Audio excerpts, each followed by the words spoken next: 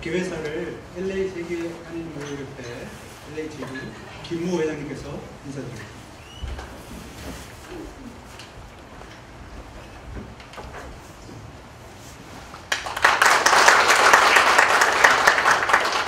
여러분 반갑습니다. 오늘 축구 보느라고 좀 심포지엄이 좀 늦어졌는데 아쉽지만은 우리 청소년들이 그래도 준우승을 했습니다. 여러분 같이 박수를 한번 해주세요.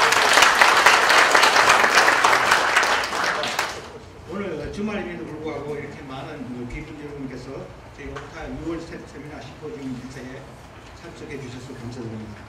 특히 저희 옥타 활동에 관심을 가져주시고 후원해 주시는 LA 총영사와 김한중 총영사님께 이 자리를 빌어 감사 인사드립니다.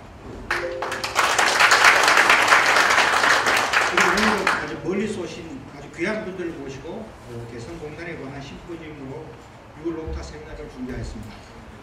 이번 심포지엄은 주관해 주신 미주 참여 포럼의 최광철 대표님께도 감사드립니다. 저희 옥타는 해외에 거주하는 무역인 및 경제인들의 모임입니다. 특히 저희 옥타 LA는 가장 많은 회원들이 가장 적극적으로 활동하고 있고, 저희들은 매 개월 단위로 무역 경영 세미나를 주최하여 남가주 지역의 무역인 및 경제인들에게 꼭 필요한 정보를 제공하고 교류 협력의 장으로 활용하고 있습니다. 오늘 심포지엄에 참여하신 모든 분들도 많은 관심을 가져주시고 저희 옥타 활동을 잘 지켜봐 주시면 감사하겠습니다. 오늘 우리 사회를 맡아주신 김진정 옥타 세미나 위원장님께서도 저도 감사를 드립니다. 오늘 미중 무역 분쟁에 관한 최근 상황을 업데이트 해주시는 준비해 주시는데 여기 참여해 주신 모든 분들께 유익한 정보 전달이 될 것으로 확신합니다. 특히 개성공단 정기석 기업협회 회장님, 개성공단 지원재단 김진양 이사장님, 먼 길 피곤하심에도 불구하고 이렇게 함께 해주셔서 감사합니다. 진심으로 환영합니다. 여러분 감사합니다. 네, 우리 기획사를 해주신 우리 김모 회장님께 감사드립니다. 이제는 우리 굴절주야 우리 교민들을 위해서 봉사하고 계시는 대한민국 로스앤젤레스 총영사관 김한중 총영사님 나오셔서 축사하겠습니다.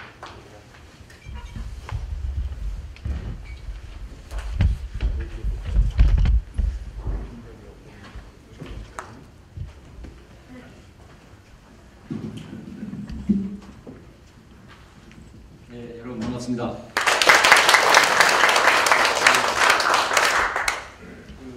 청소년 축구를 응원하시느라고 밤잠을 설치셨을 거 합니다만 실제 남북 단일팀이 아니고 공동팀이 되었으면 아마 금메달을 따지 않았을까 이런 생각을 해봅니다.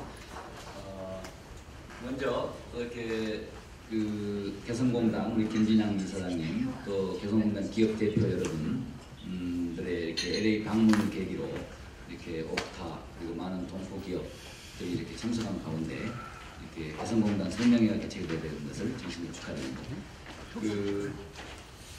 여러 가지 이제 국내에서도 그렇고 해외에서도 그렇고 이렇게 대북 어떤 우리의 평화 프로세스 정책에 대해서 많은 부정적인 인식들이 있는 게 사실입니다.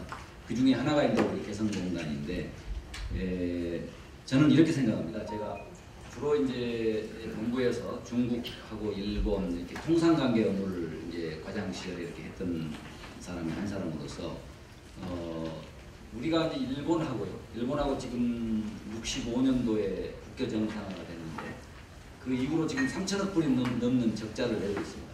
매년 뭐 150억, 200억, 250억 이렇게 내고 있는데 지금 현재도 우리가 중국이나 미국에 수출을 해서 번 돈의 거의 80% 이상은 일본으로 이 적자를 보존하기 위해서 이렇게 됩니다. 그게 왜 그렇게 됐느냐 이렇게 오랜 생각을 해봤는데 역시 기술력의 차이도 있습니다만 오랜 개방의 어떤 역사 이런 것도 있습니다만 기본적으로 65년 국교 정상화했기 때 우리가 이제 돌아가신 나는 JP가 협상 대표로 나와 있어서 5억 불을 받아온 게 있습니다. 그때 이제 원래 2억 불이 무상이고 3억 불이 유상으로 이제 경제협력 통일권 자금을 받아왔는데 그거를 반대로 바꾸신 게 이제 JP거든요. 그래서 3억을 무상으로 받고 2억을 유상으로 이렇게 해서 그걸 받아왔는데 그게 결국은 우리 경부고속도로를 포함해서 포스코 주로 기반 시설에 다 투자가 됐습니다. 대부분. 그래서 쉽게 말하면은 그 일본 기업이 수출하기 좋은 그 기초시설, 기반 시설이 한국에 깔린 겁니다. 그래서 모든 우리가 무슨 조그마한 공장 하나만 만들려고 일본에 가서 이렇게 중소 부품 또 이렇게 뭐라 그러죠?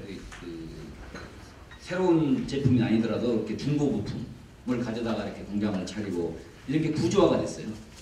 그래서 그건 무슨 말이냐? 그런 한번 구조화가 밑에 바닥에 깔리면 이걸 탈피하기가 되게 어렵습니다. 그래서 지금같이 우리가 이제 삼성이나 여러 좋은 기업들이 나와 있음에도 불구하고 여전히 우리가 일본의 어떤 그런 적자, 우리가 돈 벌어서 갖다 바치는 이런 식의 그 구조를 탈피를 못하고 있거든요. 그래서 제가 생각한 거는 물론 이제 북한을 그러한 대상으로 생각은 아니겠습니다만 한반도 상황이 아시다시피 이제 중국은 동북공정 이렇게 해서 우리 고구려 역사 또 그 큰 대국 그 땅을 자기들 역사로 이렇게 만들려 하고 있고 일본 역시도 또 제국주의 식민 제국주의 역사를 또 미화하고 있고 그죠? 그리고 여러 가지 이렇게 어려운 동북아 지정학 속에서 이 북한에는 실제 힘의 공백, 베이큐이 있는 게 사실입니다. 지금 개방을 늦게 했고 이렇게 이런 정권이 이어지면서 그러면 결국 구한말에도 그랬듯이 우리가 그러면 외세의 힘에 의존해서만 우리가 평화를 지킬 수 있느냐 그게 아니거든요. 우리가 우리 스스로 주도적으로 협력 모델을 만들고 또 북한의 통신부터 해서 도로 모든 표본 모델을 우리 한국식이 먼저 들어가도록 해야 됩니다. 중국이나 일본이 먼저 들어가면 안 돼요. 그래서 개성공단을 저는 그런 식으로 접근을 하거든요. 이게 개성공단이 하나 좋은 협력 모델을 만들어내면 북한이 우리와 협력을 하면 이렇게 자기들이 점진적으로 한꺼번에 급진적으로는 아니지만 점진적으로 이렇게 자생력을 키우면서 오픈을 개방을 해나갈 수 있는 자신감을 줘야 되거든요. 그래서 그런 개성공단 같은 게 20개, 30개 중국, 북한 전역에 이렇게 심어지면 결국은 그 북한이 우리와의 협력 모델 국가로 되는 겁니다. 그 자동적으로 기능적, 경제적 통합이 되는 거예요. 그러면 우리가 그걸 안 했을 때 손실은 뭐냐? 그러면 그건 결국은 지하자원, 뭐 항공 노선 모든 게 중국으로 지금 넘어가고 있는 거예요. 모든 자본, 시장 이런 게 중국에서 북한에서 유통되는 시장에서 장마당에서 유통되는 거의 85%, 90% 이상이 중국산입니다. 한국산이 아니에요. 그 지금도 넘어가고 있어요. 상당 부분. 많은 또 지하자원도 뺏기고 있고 많은 개발권도 뺏기고 있고 그러면 그게 100년, 200년, 1000년을 볼 때 누구를 위한 그 중국과 북한의 협력 모델이냐. 그래서 우리가 먼저 가야 되거든요. 그래서 그러한 함으로써 결국 우리가 어떻게 보면 못 사는 이제 브라더죠. 못 사는 브라더를 이렇게 엉뚱한 길로 가지 않고 올바른 선택을 하도록 이렇게 우리가 인게이지를 계속하면서 우리와 함께 번영하는 이런 모델을 만드는 첫 번째 모델이 저는 개성공단이라고 생각하는데 불행히도 이제 북한의 도발 상황 또 여러 가지 상황 하에서 이제 중단이 된 거거든요. 중단이 되다 보니까 우리가 계속 할 때는 이건 문제가 없는데 일단 중단을 한 상태에서는 새로 또 이거를 시작하기에는 여러 가지 국제적인 제재, 미국과의 협력 이게 없이는 또 우리 단독으로는 할 수가 없는 상황이 되어버렸어요. 그래서 우리 스스로 우리 손발을 묶는 그런 결과가 이제 최근 몇 년간 이렇게 되어온 상황이 됐고 그래서 우리가 북미 대화 또 남북 대화 이러한 분위기 모멘텀이 활성화되면서 첫 번째 우리가 올바른 선택을 할 수 있도록 북한이 알려주는 좋은 모델이 개성공단 모델인데 그래서 이게 실제 작동이 안 되면 남북 한반도 평화 프로세스도 잘 안 되게 돼 있습니다. 기본적으로.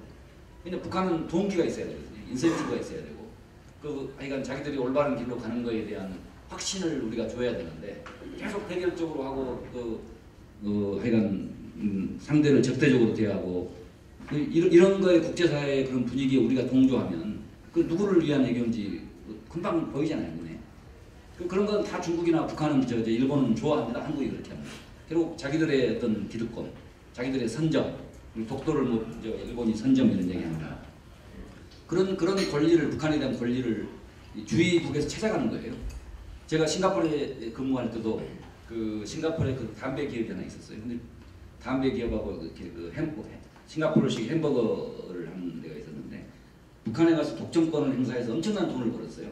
그래서 저희가 그 사람들 만날 때마다 이렇게 북한에서 경제 상황, 비즈니스 하는 모델, 또 자본주의를 가르치는 거 이런 거를 우리한테 가서 자랑하고 막 그랬었는데 그게 왜 싱가포르에 하느냐? 우리 기업이 가서 해야 되는데 왜 북한에 가서 이 싱가포르, 중국 기업 또 앞으로는 또 일본 이런 기업들이 가서 이렇게 선점을 하도록 우리 100년 만년 우리 금수강산 이런 생각을 고민을 했었거든요. 그래서 이제 제가 말이 좀 길어졌습니다만, 그러니까 왜 개성공단을 우리가 성공시켜야 되는지 이러한 답을 가지고 우리 김진양 이사장님 또 우리 기업 대표들이 오셨기 때문에 하여간 오늘 좋은 이렇게 토론의 자리가 되고 또 나아가서는 우리가 근대화 과정에서 우리 제휴동포들이 모국 방문을 통해서 우리 이 경제 발전에 기여를 했듯이 이 미국에 계시는 우리 이제 기업인들이 이제는 좀 성공하셨잖아요. 미국에서 충분히 성공하셨고 모국을 위해서 또 협력 상생하는 모국이라는 게 이제 우리 북한 개성공단 이런 게 되겠습니다. 그런 기회를 좀 이렇게 활성화시켜서 이렇게 선도적으로 미국 조야 미국 국회에서도 노비를 좀 하셔서 하여간 우리가 먼저 투자하고 또 미국이 협력에 손을 내밀므로써 북한이 결국 올바른 선택을 하도록 하여간 작은 비용으로 큰 안보를 지키는 게 되는 겁니다. 그런 거를 미국 기업이나 미국 국회나 언론, 대학 이런 데 이렇게 자주 이렇게 말씀을 하셔야 돼요. 한국의 모델이 그랬듯이 우리가 북한의 모델도 그런 식으로 우리가 얘기해주시켜서 우리가 이렇게 여러 가지 길을 보여줘야 된다. 압박만 하고 저리만 할 게 아니라 길을 보여줘야 한다. 그런 중심에 있는 분들이 여기 미국에 계신 우리 동포 기업인이라고 보고요.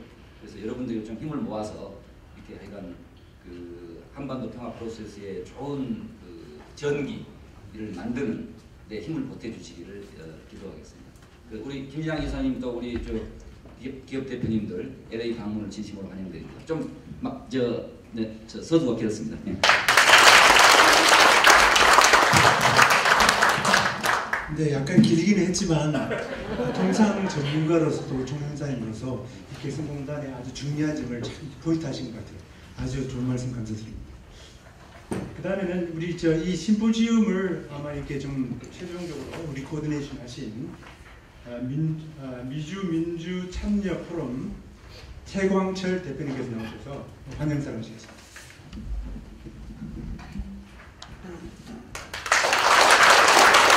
안녕하십니까. 반가운 얼굴들이 다인 것 같습니다. 저는 미주민주참여포럼 KPEC 대표이면서 LA 무역협회 대외협력위원장 월드옥타 상임이사를 맡고 있는 최광철입니다. 평화가 경제입니다. 그리고 한반도 평화, 개성공단은 우리 대한민국, 우리 한민족의 미래 성장 동력입니다. 우리 한반도는 분단의 질곡으로 인해서 대륙성을 잃어서 지난 70년간 그 악조건 속에서도 3만 불이 나는 기적적인 발전을 이뤘지만 더 나아가기 위해서는 개성공단은 반드시 열려야 합니다. 그런데 그동안 개성공단에 대한 오해와 왜곡과 사실이 제대로 알려지지 않은 그런 측면들이 너무나도 많은데 특히 이제 미국에서도 그런 것들이 많았습니다. 이번에 그런 속에서 우리 김진양 개성공단 지원재단 이사장님께서 1년 전부터 미국 조야, 의회, 그리고 정부를 상대로 설명회를 했으면 좋겠다라는 노력을 많이 하셨고요. 이번에 그것이 잘 마련돼서 6월 10일부터 내일 아침까지 돌아가실 때까지 미국 의회 최초로 연방하원 아태소 위원장 주재로 개성공단 설명회가 열렸고요. 또 북한 포럼에서도 다뤄졌고요. 그리고 국무성을 찾아가서 아시아 국장하고 한국 국장하고 많은 것들을 설명해 냈고요. 또 미국의 주요 싱크탱크들을 방문해서 정말 벅찬 그러한 일정 속에서 많은 일들을 설명을 해내셨습니다. 너무나도 감사한 일인데 돌아가셔야 되는데 사실은 LA가 우리 한인 다이아스포라의 메카인데 여기를 꼭 들려서 LA에 수많은 성공하신 동포 경제인들과 함께 개성공단에 대해서 어떤 상황들이 진행되고 역사가 어떻고 진실이 어떻고 또 전망이 어떤지 또 어떠한 기회가 있는지를 꼭 좀 설명을 좀 부탁드렸더니 흔쾌히 우리 김진양 이사장님, 정기석 회장님, 이하 기업 대표님들께서 이렇게 방문하셨습니다. 감사합니다. 무거운 어깨가 이렇게 가볍게 돌아가시는 계기가 되길 바라고요. 또한 이 자리를 여기 지금 반 정도 이상은 동포 경제인들이시고요. 또 우리 KPEC 멤버들도 계시고 또 동포 지도자들도 계신데 이 자리를 흔쾌히 말해주신 우리 김모 회장님, 최영석 이사장님 감사의 말씀을 드립니다. 오늘 많은 Q&A 속에서 진지한 대화가 많이 이루어졌으면 좋겠고요. 개성공단이 왜 우리에게 중요한지 많이 알게 되는 계기가 되길 바랍니다. 감사합니다. 자, 우리 이제 2부 순서로 평화와 경제다, 기회와 번영의 땅 개성공단 전문가님들을 모시고 우리 심포지엄을 시작하도록 하겠습니다. 먼저 우리 코디네이션 하실 퍼실리테이터로 우리 안태영 박사님 나오셔서 진행하도록 하겠습니다.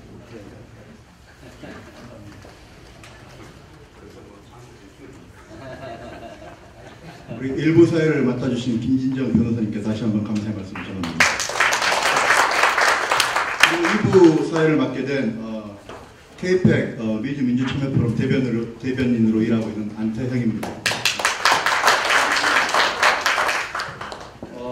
행사를 시작하기 앞서서 우리 김진양 이사장님 그리고 우리 개성공단 대표님들은 미리 앞에 단상에 좀 작석을 해주시면 감사하겠습니다. 죄송합니다. 좀 나와주십시오. 김학권 고모님도 좀 앞에 작석을 해주시기 바랍니다.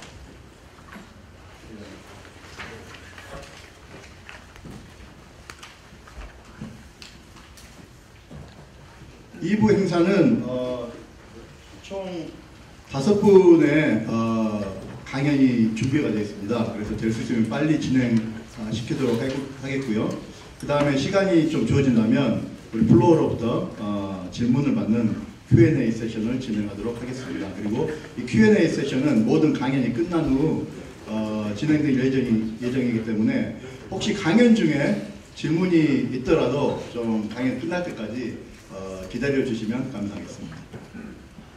네, 그러면 제가 일단 첫 번째 강연을 맡아주실 김진향 개성공업지구 지원재단 이사장님의 프로필을 간단히 소개해 드리겠습니다. 우리 김진향 이사장님께서는 대통령 비서실 통일외교안보정책 비서관을 역임하셨고 또 대통령 비서실에서 인사비서관도 역임하셨습니다. 또 그 이후에 한국 카이스트 미래전략대학원 교수를 역임하셨고 개성공업지구 관리위원회 위원장을 역임하셨습니다. 그리고 현재는 개성공업지구 지원재단 이사장님으로 근무하고 계십니다.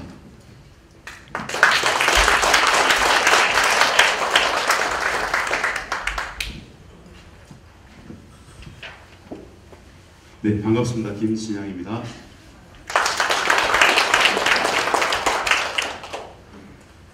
여기가 좋을까요? 밑에 내려가야 되나?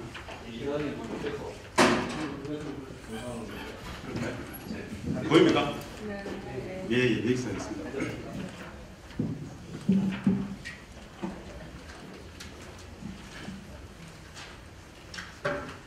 먼저 LA 옥타 관계자분들 진심으로 고맙습니다. 더불어 같이 예전에 청와대에서 같이 근무했던 우리 김한중 총영사님에 대한 감사는 별로 없습니다.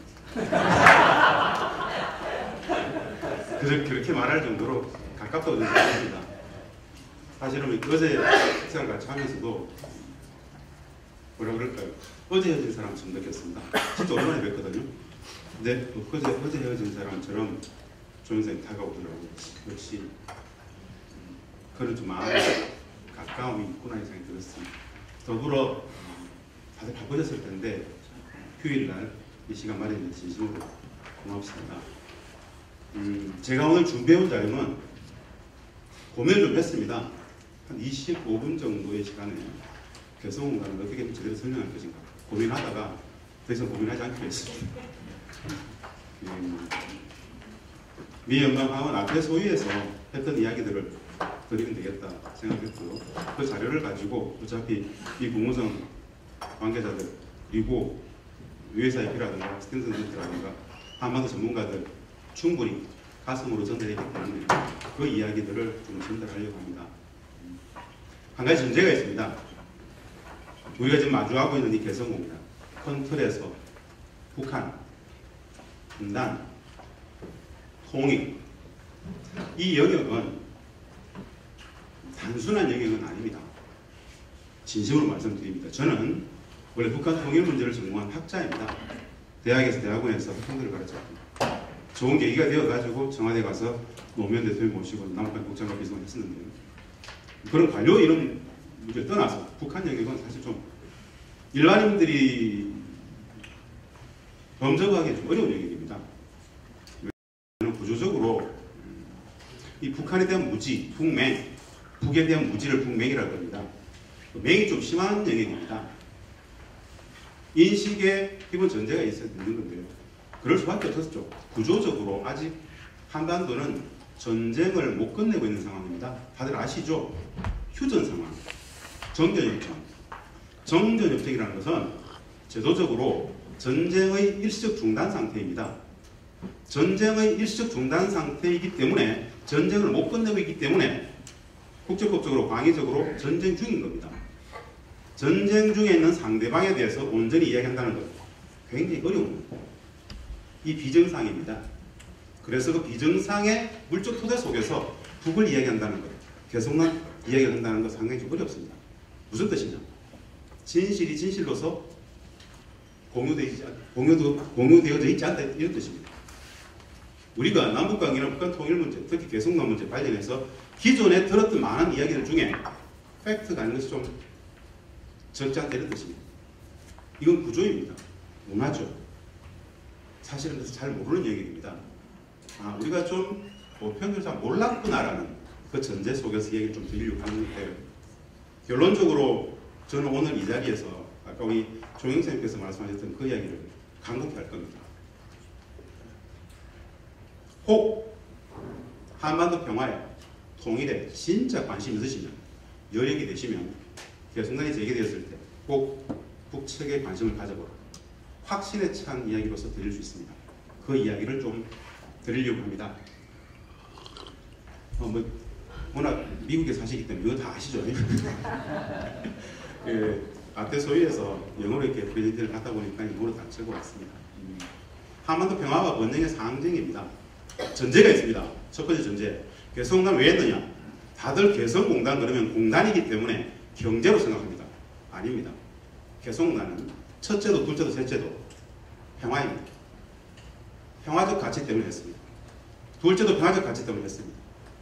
어떤 방법을 통해서 경제 협력의 방식을 채택해서 평화를 구현하고자 만들었던 게 개성공단입니다.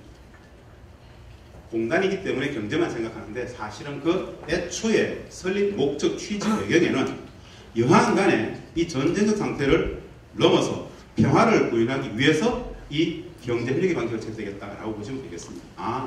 평화를 위한 경제였구나. 평화를 위한 경제 협력이었구나. 평화를 위한 경제. 물론 평화를 위한 경제는 역도 성립합니다. 경제를 위한 평화도 됩니다. 같이 굴러가는 겁니다. 동전의 양면입니다. 그러나 근본적인 가치, 최초의 남과 북이 합의했던 그 최초의 가치는 평화였다는 것. 이게 1단계 100만 평의 모습입니다. 1단계 100만 평.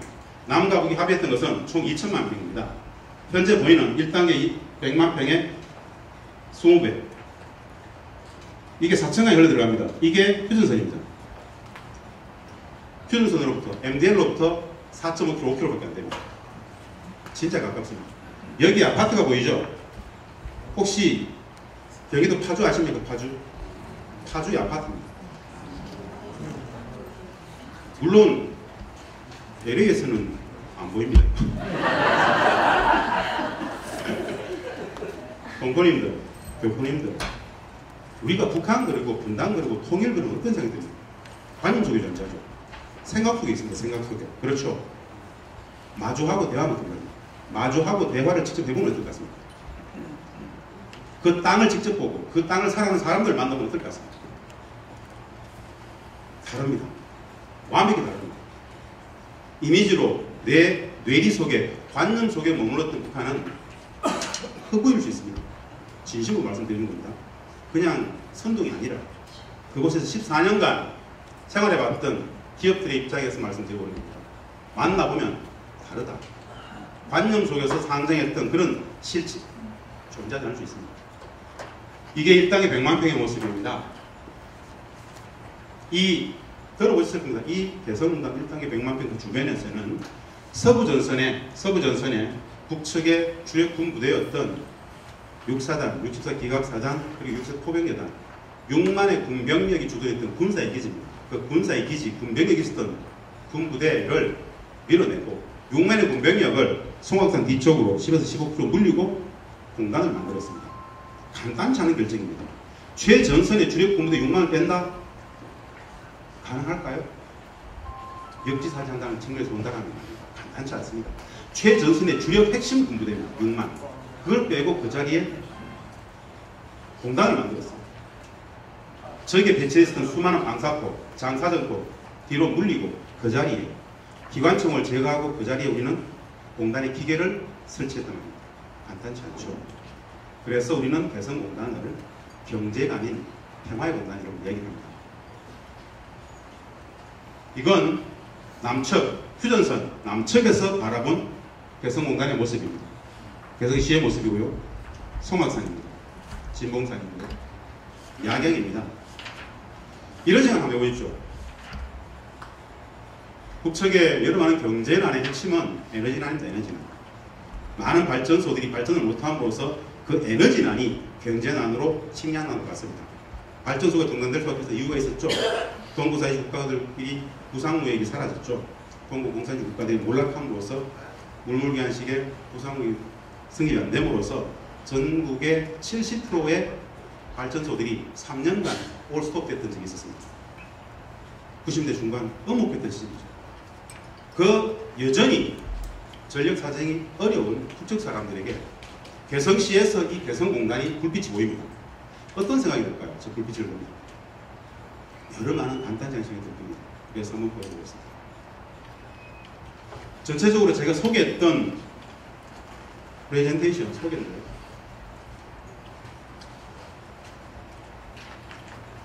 개성공단은 서울에서 60km, 평양에서 160km입니다.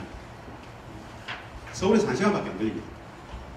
서울의 뒷산인 삼각산, 북한산에 올라가면 날이 맑은 날, 그 북한산에서, 삼각산에서, 서울의 뒷산인 삼각산에서 날이 맑은 날, 우리는 개성공단 개성시를 아우르고 있는 송악산 줄기를 다 찍을 수 있습니다.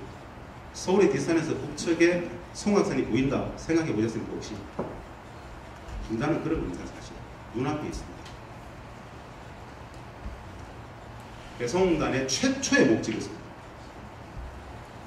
피스, 평화를 만들고 있습니다. 나오죠? 경협을 통한 평화시력, 경쟁력을 통한 평화시력. 아까 누누이가 말씀드렸던 평화의 가치를 다시 말씀드립니다. 이렇게 만들었다는 것이고, 이렇게 발전되어 왔다는 것이고요.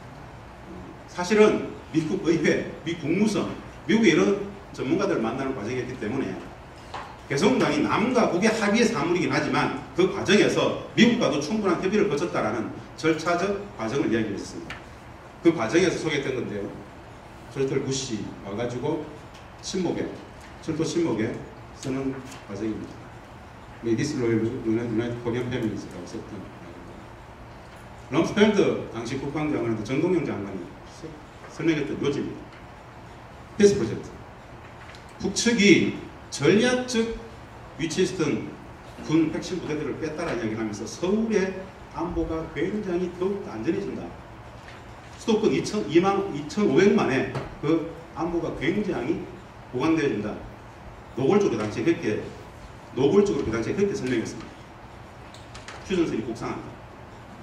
서부전선의 휴전선이 15km 곡상한다. 무슨 뜻이었느냐?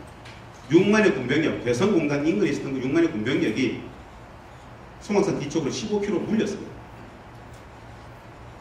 예담처럼 말씀드립니다만 우리가 고향 일산의 1사단을 15km 물릴 수 있을까요? 저놈들은 나쁜 놈들이고 이게 선하기 때문에 그런 일은 없지. 간단치 않은 문제일 수 있습니다. 그래서 한번 소개를 해봤습니다. 콜린 파월 이 국무장관한테도 설명했었는데 콜린 파월 국무장관은 1970년대에 동두천에서 중령으로 조미군에 근무했던 적이 있습니다. 직접 지도를 가져와서 설명했습니다.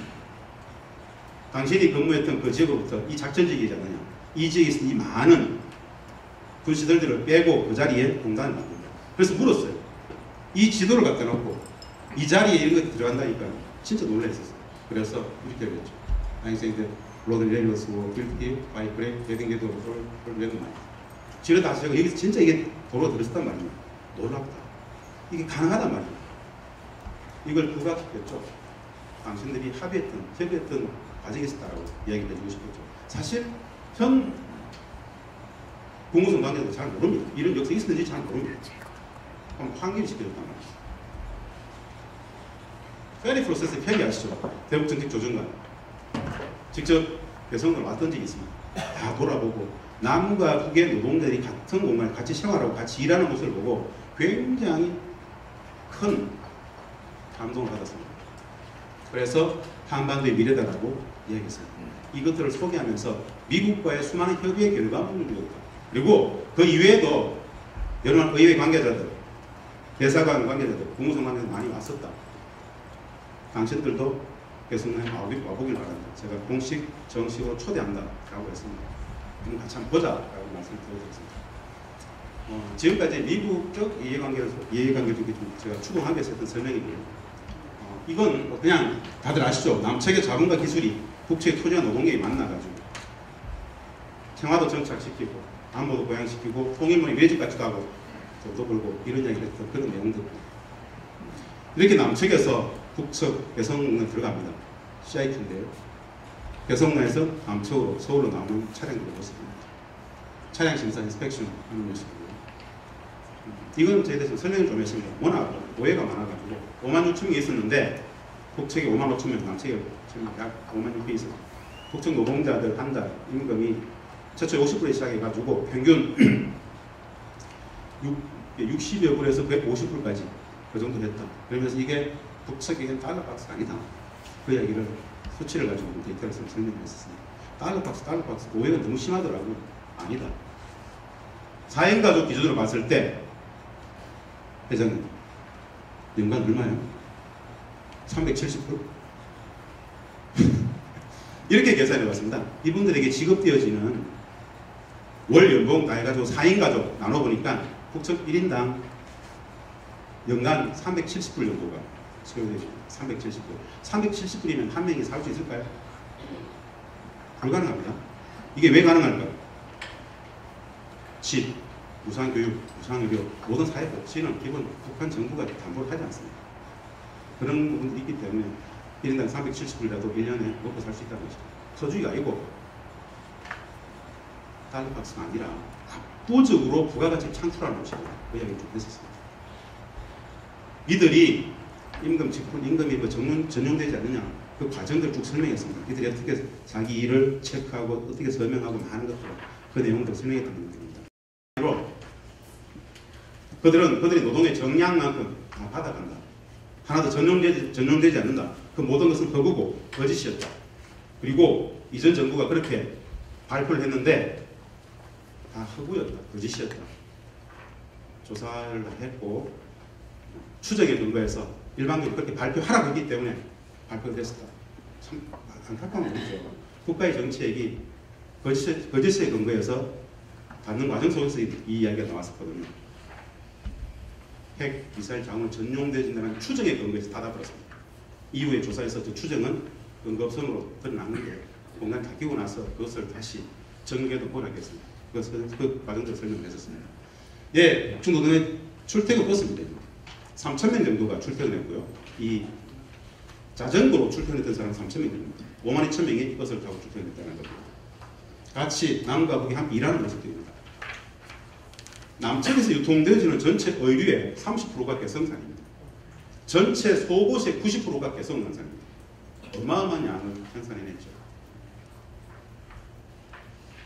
학용품 만드는 건데 억간 체조하는 모습이고 오전 50분씩 나와서 체조를 합니다. 여가 시간에 이렇게 활동한다는 거예요. 제가 늘 여담싸움 말씀드리는데요. 우리 민족은 가무가 능합니다. 가무가 능합니다. 흥이 진짜 좋습니다. 조금 미세한 차이는 있어요. 남쪽 사람들은 음주 가무가 능해요. 북쪽 사람들은 집단 가무가 능해요. 술 안 먹어도 잘 놀아요. 진심인데 농담이 아니라 진심입니다. 그들은 술 안 먹어도 집단 가무가 진짜 강합니다. 빼는 문화가 없어요. 굉장히 적극적입니다. 굉장히 좀 이렇게 좀 움츠러들게 소극적일 것 같죠? 굉장히 적극적입니다. 의사 개진부터 활동력 굉장히 적극적입니다. 오히려 우리가 좀 빼죠. 야야 니 노래 한 곡에 많아. 바로 노래 해버립니다. 만나보셔야 될 텐데. 네. 체육대하는 모습들입니다. 이렇게 남과 북이 어울리고 함께 생활하고 같이 일하고 같이 생일 계획을 짜고 같이 집안의 대소사에 대해서 관심 가지고 이미 그것은 무엇이 있겠습니까? 이미 그것은 평화였어요. 이미 통일이었어요. 저것에 이념이 있었을까요? 이념은 허구예요. 말도 안 됩니다. 절대 이념이 있어요. 절대 이념이 뭐냐? 국민행복. 국민행복이 절대 이념입니다. 자본주의, 사회주의 충돌할까요? 진짜? 충돌하지 않습니다. 분단체제 심화의 이데올로기를 작동했던 게 이념인데요. 사실은 아무런 문제가 없었어요. 그냥 같이 일하고 같이 생활하고 같이 어울렸어요. 서로가 서로 좀 다른 점이 있습니다. 그 다름을 배울 때 굉장한 즐거움이 있어요. 아, 희한하네. 재밌네. 이 미국 사회가 어떤 사회입니까? 수많은 다문화들이 공존하죠. 남과 북의 차이는 말입니다. 별로 차이도 없어요, 사실은. 똑같은 민족적 감정을 갖고 있습니다. 진짜 놀라울 정도로. 우리가 중국 사람 딱 보면, 아, 쟤는 중국 사람 같아, 느끼죠. 딱 보면, 아, 저 사람 일본 사람 같아, 딱 느끼죠. 문화적, 민족적 감성이 좀 달라요, 사실은. 근데 남북이 대화하다 보면 진짜 생각과 사고방식, 이 감정이라는 게 진짜 비슷합니다. 배려라든가, 공동체라든가. 말도 똑같잖아요. 그래서 다문화라고 저는 이야기하지 않습니다. 만나서 대화해봐라. 아무런 문제가 없다. 굉장히 놀랍다. 이래서 한 민족이라 하겠구나라는 이야기들을 많이 합니다. 만나봐야 되지 않겠습니까?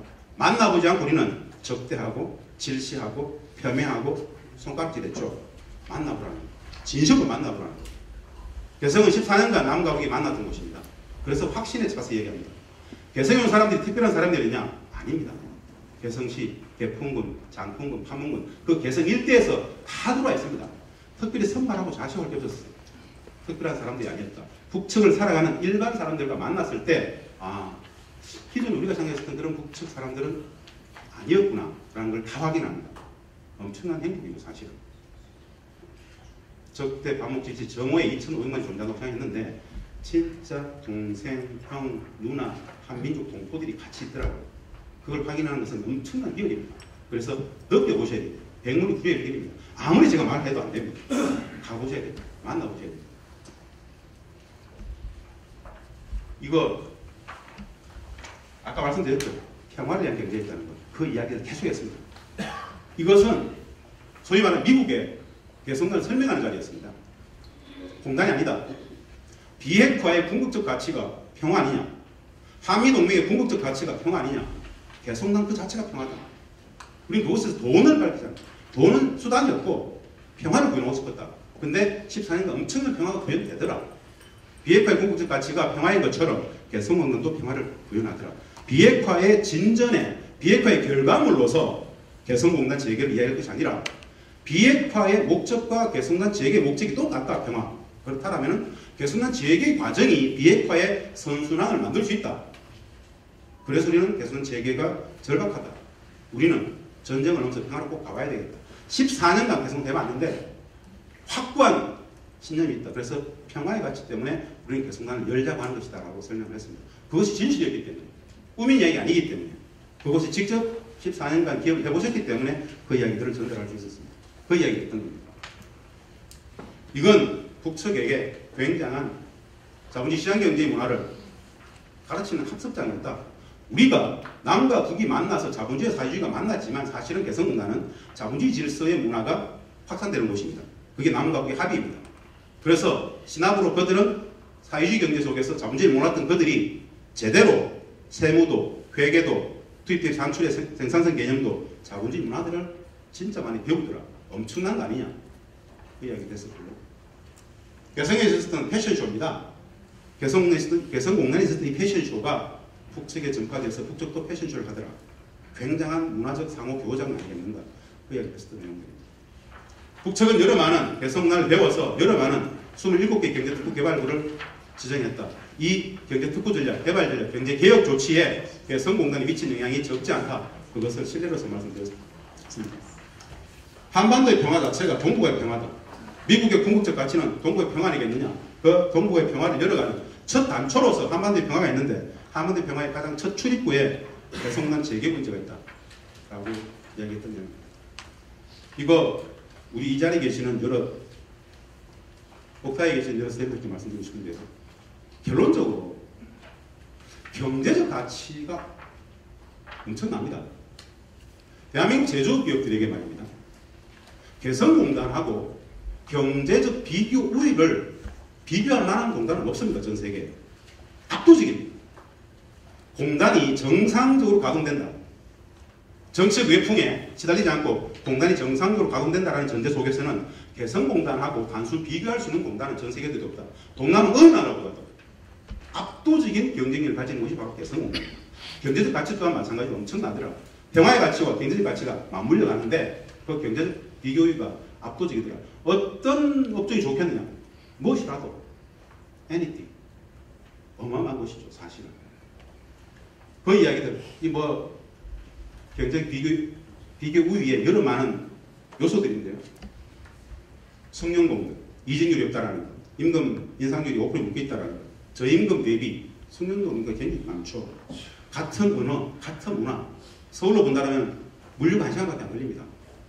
원부대 싣고 들어가서 다음 날이면 완제품을 갖고 나올 수 있습니다. 우리 한국의 제조기업들한테는 정상적으로만 가동된다면 이만한 경쟁을 담보하는 것은 없다라고 보죠. 이건 뭐 나와 있는 결론이니까요. 그래서 경제 비교를 따질 게 없습니다. 경상도 사투리로 칼기 없다 이런 말 하시는 거 혹시 말할 것이 없다. 더 이상 말할 나위가 없다. 칼기 없다. 그래서 계속 나는 좀 그렇게 많이 합니다. 이거는 다시 마지막에 우리가 미국 의회와 공무성을 설득하기 위해서 설명하게 했던 이야기입니다. 미국적 가치 정신과 개성공단이 다르지 않다. 소위 말하는 개성공단은 말입니다. 22만 명의 북측 주민들의 일상적 생활을 담보했던 것입니다. 그 속에서 프리덤, 이퀄리티, 프레터니티 여러 많은 평화적 가치가 같이 확산시킬 수 있죠. 그 자체였다고 말씀드렸고요. 북측의 변화들은 여러 가지 변화들은 그냥 소개했습니다. 이 엄청난 변화의 모티브에 개성공단이 있었다. 이 변화들도 잘 볼 필요가 있다. 이 변화의 파고에 맞물려야 되지 않겠느냐. 저 변화를 도외시해서는 안 된다. 우리는 저 변화와 맞물리고 싶다. 대한민국 경제가 저 변화에 맞물려서 우리는 다시 도약하고 싶다. 이런 이야기. 이 변화에, 북측의 이런 변화에 미국의 기업들도 함께 참여했으면 좋겠다. 제가 마지막으로 설득했던 내용은 그겁니다.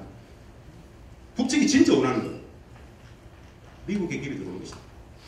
미국이 북측의 땅에 들어오는 것을 가장 선호한다. 왜 그러는가? 북측이 미국에게 원하는 것은 전쟁이 아니다. 평화다. 북측이 미국에게 기업이 들어오면 원하는 것은 다른 게 아니고 미국의 기업이 개성공단이나 북측의 땅에 들어오면은 북미 간의 실질적인 전쟁의 위험성이 근본적으로 사라진다. 라고 인식하고 있다. 그것은 14년간 개성공단의 경험을 가지고 북측과 수많은 협상을 했던 그 경험을 가지고 진심으로 드리는 이야기입니다. 비핵화가 평화의 궁극적 가치가 있다라면은 미국의 기업이 북측에 들어가는 순간 북측은 비핵화의 선순환 조치를 과감하게 취할 것이다. 왜? 평화가 실질적으로 담보된다고 볼 것이기 때문에 그 징표가 미국의 기업이 북측에 들어가는 것. 그러면 북측은 미국은 우리를 군사적으로 공격하지 않겠구나라는 확신을 가질 것이다. 한번 잘 한번 생각해보라. 이렇게 제안을 했던 내용입니다. 네, 빨리 넘어가겠습니다. 이 변화들은 나중에 어디 구글 같은 데서 북측의 변화를 쳐서 많은 변화들을 보실 필요가 있을 것 같고 넘어가겠습니다. 이 이야기를 하면서 제가 그랬습니다.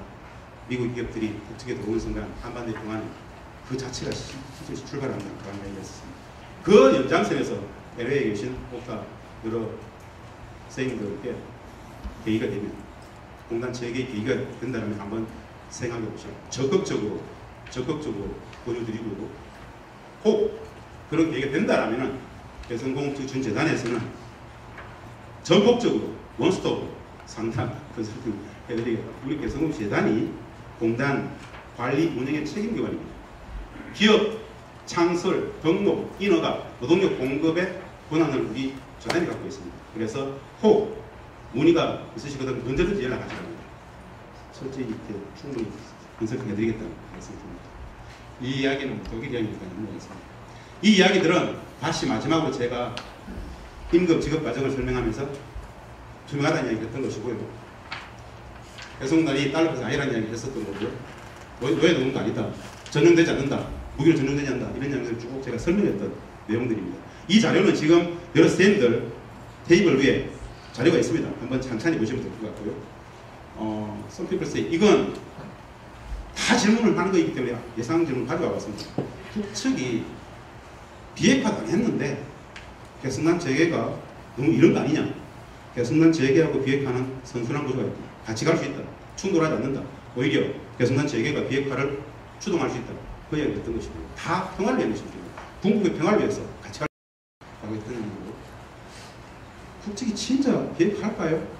이 질문에 대해서는 미국이 진짜 북측하고 평화적 관계를 설정할 수 있을까요? 라는 질문으로 똑같은 것이다. CVID를 이야기할 때 CVIG를 해줘라.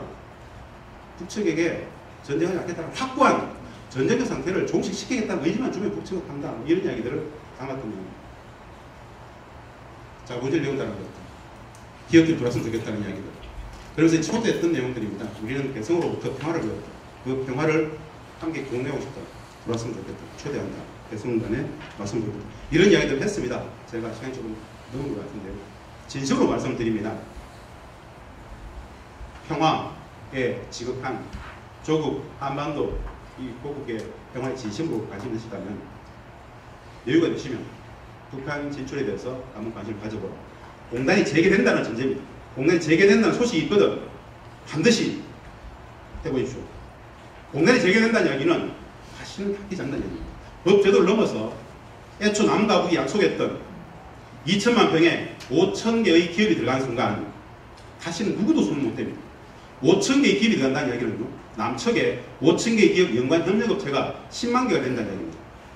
5천 개의 제조업 기업 플러스 남측의 연관 협력업체 10만 개가 되면 누구도 개성난을 다시는 갖지 못하는 완벽한 제도가 되어버립니다. 그 기회의 땅에 같이 동참해달라는 말씀을 드리면서 제 발제 마치겠습니다. 고맙습니다.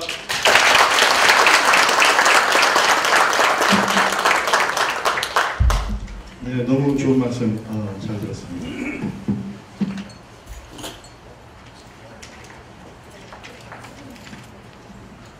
다음으로는 정기섭 개성공단 기업협회 회장님의 말씀이 있겠습니다. 우리 정기섭 개성공단 기업협회 회장님은 1980년도에 동국대학교 총학생회장을 지내셨고 지금은 주식회사 SNG 대표이사로 계십니다.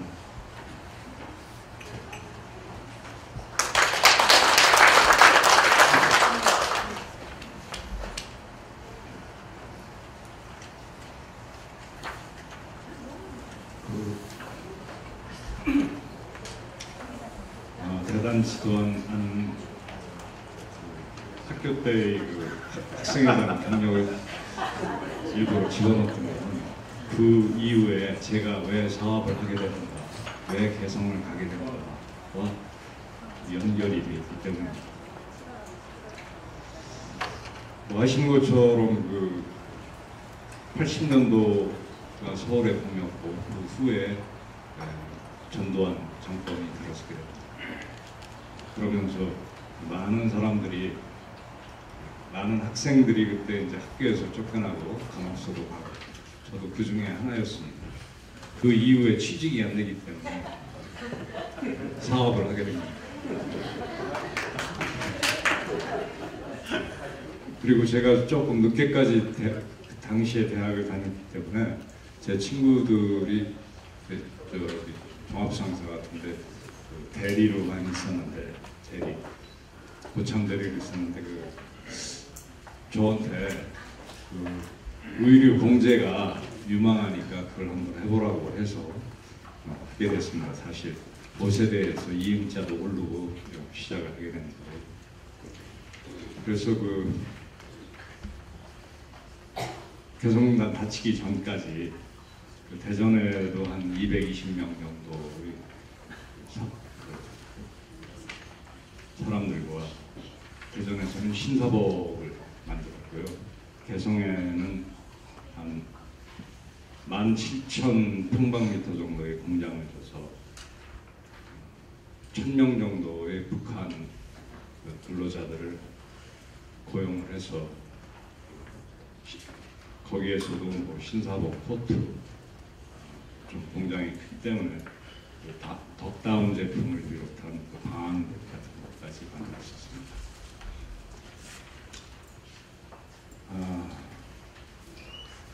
애들이 머리가 톡 튀어나오면 짱구라고 그러죠. 저희 그 개성공단 기업들은 2008년도 2월 달에 정권이 바뀌면서 앞뒤 양짱구가 됐습니다. 왜냐, 그 사실 저희들은 어떤 북한을 잘 알지도 못하고 북한하고 저도 친하지도 않은데 국내 환경 자체가 그 제조업을 하는데 점점 그 날로 어려워지는 그런 추세였고, 간단히 얘기해서 임금은 경쟁국에 비해서 너무 비싸고, 반면에 제조 현장에서 일하려고 하는 사람들은 없고 한 게 그 당시에도 그랬고 지금도 그 현상은 똑같습니다. 더 심해졌죠. 그래서 그 사업을 계속하기 위해서는 그 동남아나 이런 데로 대부분 중국이나 동남아로 나가는데, 저는 북한이 그때 열리는 걸 2000년도 이후에 기다렸었고, 그때 개성공단이 생기기 때문에 저는 그것이 유망할 것이다 라고 생각을 하고 거기에 가게 됐습니다. 원래 그 개성공단 기업들은 나름대로 정부에 아주 그 엄격한 심사를 거쳐가지고 양호한 기업들만 거기가 망하면 안 되니까 들어갔는데, 아까 우리 김 이사장님 얘기하고 조금 안 맞는 것도 있습니다. 왜냐하면 뭐 처음서부터 뭐 나중에 결과적으로 맞는데, 처음서부터 이 개성공단이 경쟁력이 있는 그 공단은 절대 아닙니다. 왜냐하면 요즘은 북한이 많이 바뀌어가고 있습니다. 북한의 그 사업장들도 성과를 굉장히 중시하는 그런 시스템으로 바뀌고 있는데, 원래 북한 사람들은 남보다 열심히 일해야 할 이유가 없이 살아온 사람들이에요. 그냥 시키는 대로 중간만 가고 하면 그냥 무탈하게 살 수 있는 게 그 북한 시스템이기 때문에 정말 열심히 일하는 거하고는 거리가 먼데요. 그런데 능률이 날 수가 있겠습니까? 그리고 시장이 없는데 품질을 보는 안목이 있겠습니까? 분량 만들어 놓고도 이거 쓰는 데는 지장 없는데 이게 왜 분량이냐 라고 그 생각을 하죠.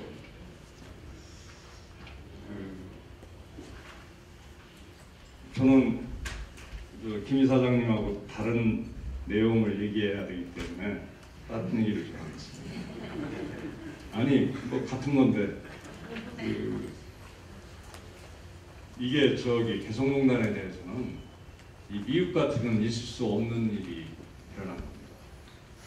뭐 정부가 보장하고 법적으로도 개런티 돼 있는데, 어느 날 저 대통령이 밤에 무슨 꿈을 꾸셨는지는 모르지만 명절 휴가 끝나는 날 기업들 불러놓고 내일부터 이거 하면 안 된다라고 얘기할 수가 있는 겁니다.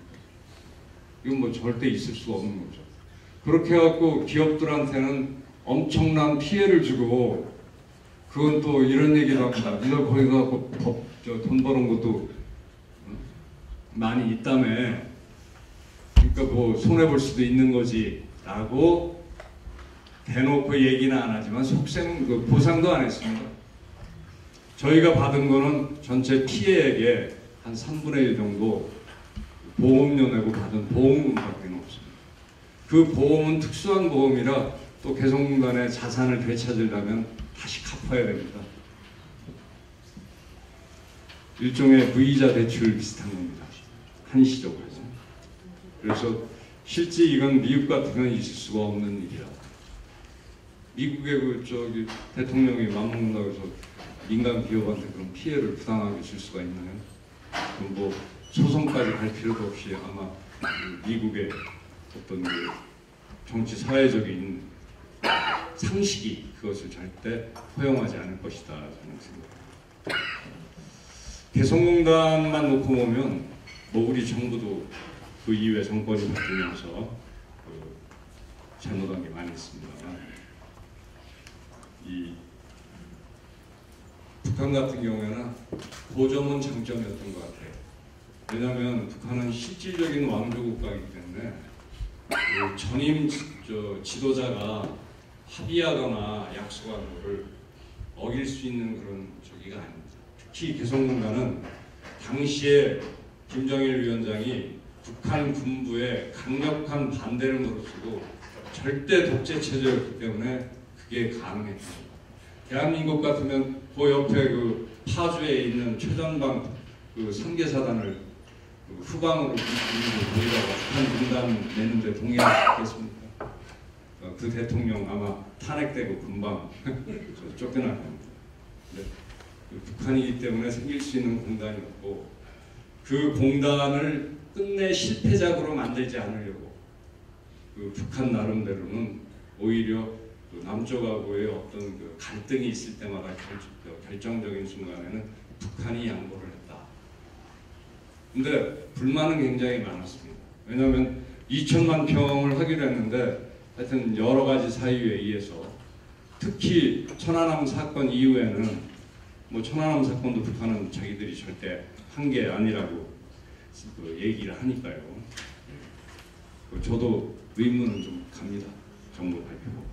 근데 그 천안함 사건 이후에 개성공단에 대해서도 신규 투자를 금지시켰기 때문에 아까 그 사진을 볼 때 빈 자리, 빈 땅들이 그 100만 평 안에도 그 오히려 공장 지은 땅은 43%가 되고 나머지 57%는 공장을 못 진 채 그대로 그 방치되어 있는 겁니다. 그래서 2010년 이후에 개성공단은 사실상 동결된 상태였다. 여기서 보면 참 그 우리 정부가 남과 북 사이에 지킨 서로 합의했던 그런 합의 사항도 지키지 않았거니와 또한 기업한테도 그 합의를 믿고 투자했던 기업한테도 참 어떻게 보면 신뢰를 저버린 것이다.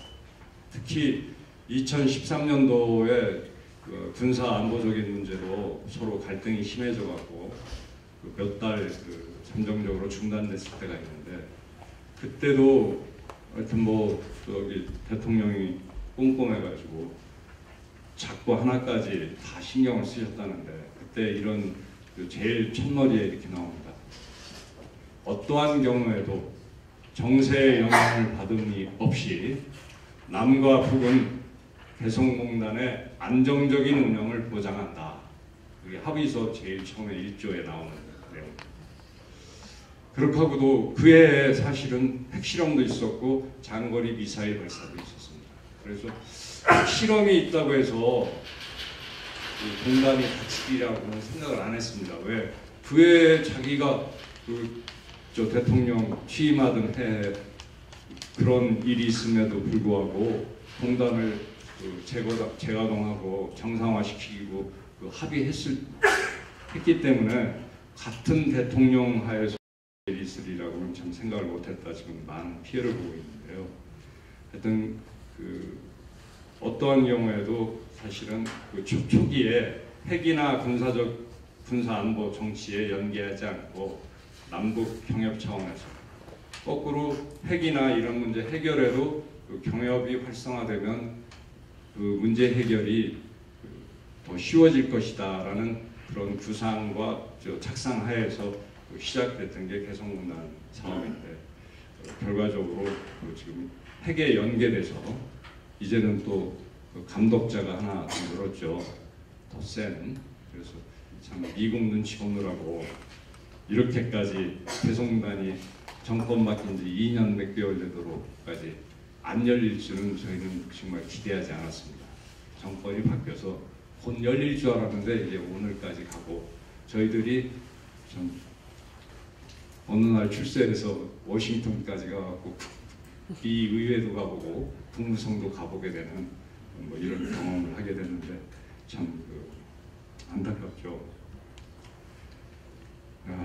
개성에서 그 경험한 거는 처음에는 그 사람들이 남쪽 사람들을 굉장히 경계합니다.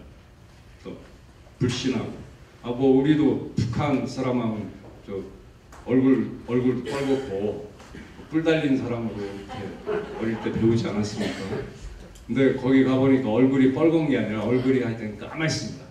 말랐고 그리고 대부분 키들이 좀 조그맣고 그 여자들 같은 경우에는 피병 그 1.5리터잖아요. 그거 2개씩을 한 손에 이렇게 드는 거를 힘겨워할 정도로 쇠약한 상태였습니다. 여러분들도 어떤 쌀 드시는지 모르는데 70년대에 서울의 그 아주 부자들은 강남 그 갑부들은 칼로 쌀을 미 8군에서 몰래 사다가 먹었습니다. 왜냐하면 그때 국내에서는 그 쌀이 부족한 시대였기 때문에 의무적으로 모든 농토에 논에 통일벼를 그 심게끔 강제했고 다른 쌀 종자 자체를 구할 수가 없었습니다. 그리고 그 통일벼가 그 소출이 산출량이 더 많기 때문에 그 통일벼를 주겠고 근데 밥맛이 없죠. 그래서 그 밥맛을 중시하는 부자들은 그때 칼로쌀을 미8군 PX에서 몰래 구해다가 먹고 했는데 저도 그 쌀을 먹어봤습니다. 일본 라면도 먹어보고 뭐 저희 집에서 먹어본 게 아니라 우리 누이네 집 원처 지내면서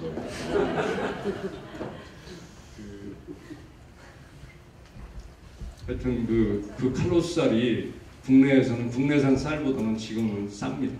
왜냐하면 의무적으로 우리가 수입해야 하는 양이 있고 그 국내산 쌀이 지금은 다 종자개량을 해서 그 일본 쌀하고 거의 같은 그런 품종이고 뭐라고 그러는데 그것만 저기 하기 때문에 국내산 쌀이 그 칼로쌀도 좀 비싼데 저는 그때 먹어본 그 경험이 있기 때문에 그 칼로쌀을 한번 북한 급식을 할 때 북한 사람들 사다가 줬더니 여기 혹시 없더라고요. 왜냐하면 거기에 미국 상표도 그려 있고 거기 미국산이라고 원산지 표시도 돼 있고 그렇기 때문에 이게 무슨 좀 미국을 싫어하니까 또 이거 쌀도 왜 미국 거 갖고 왔냐고 그러는 거 아니야? 라고 했는데 실제 그 후에 그 칼로쌀을 사려면 20kg짜리 90호씩 한꺼번에 사야 되거든요. 근데 갑자기 거기 뭐 야근한다고 쌀 올려보내라고 해서 이마트 가가지고 더 비싼 돈 주고 그 쌀을 일부 사서 그 개성에 올려보냈더니 그 불평을 하더랍니다. 왜 먼저 쌀이 좋은데 이 쌀을 보냈냐? 이게 더 비싼 거예요. 그랬더니 비싼 건 모르겠고 먼저 쌀이 더 좋다 그러더라고요. 그래서 왜 좋은가 봤더니 미질 차이는 거의 안 나면서 그 밥을 하면 칼로쌀이 쌀알이 좀 국내산보다 좀 크고 밥하면 양이 더 많이 늘어나거든요.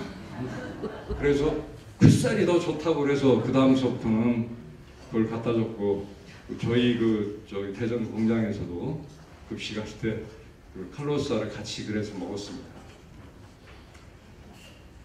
그 강남에서 70년대 극소수의 부자들만 먹던 쌀을 북한 사람 노동자들한테 갖다 맡길 때 좀 먹이게 될 때 그때 감회가 새로웠습니다.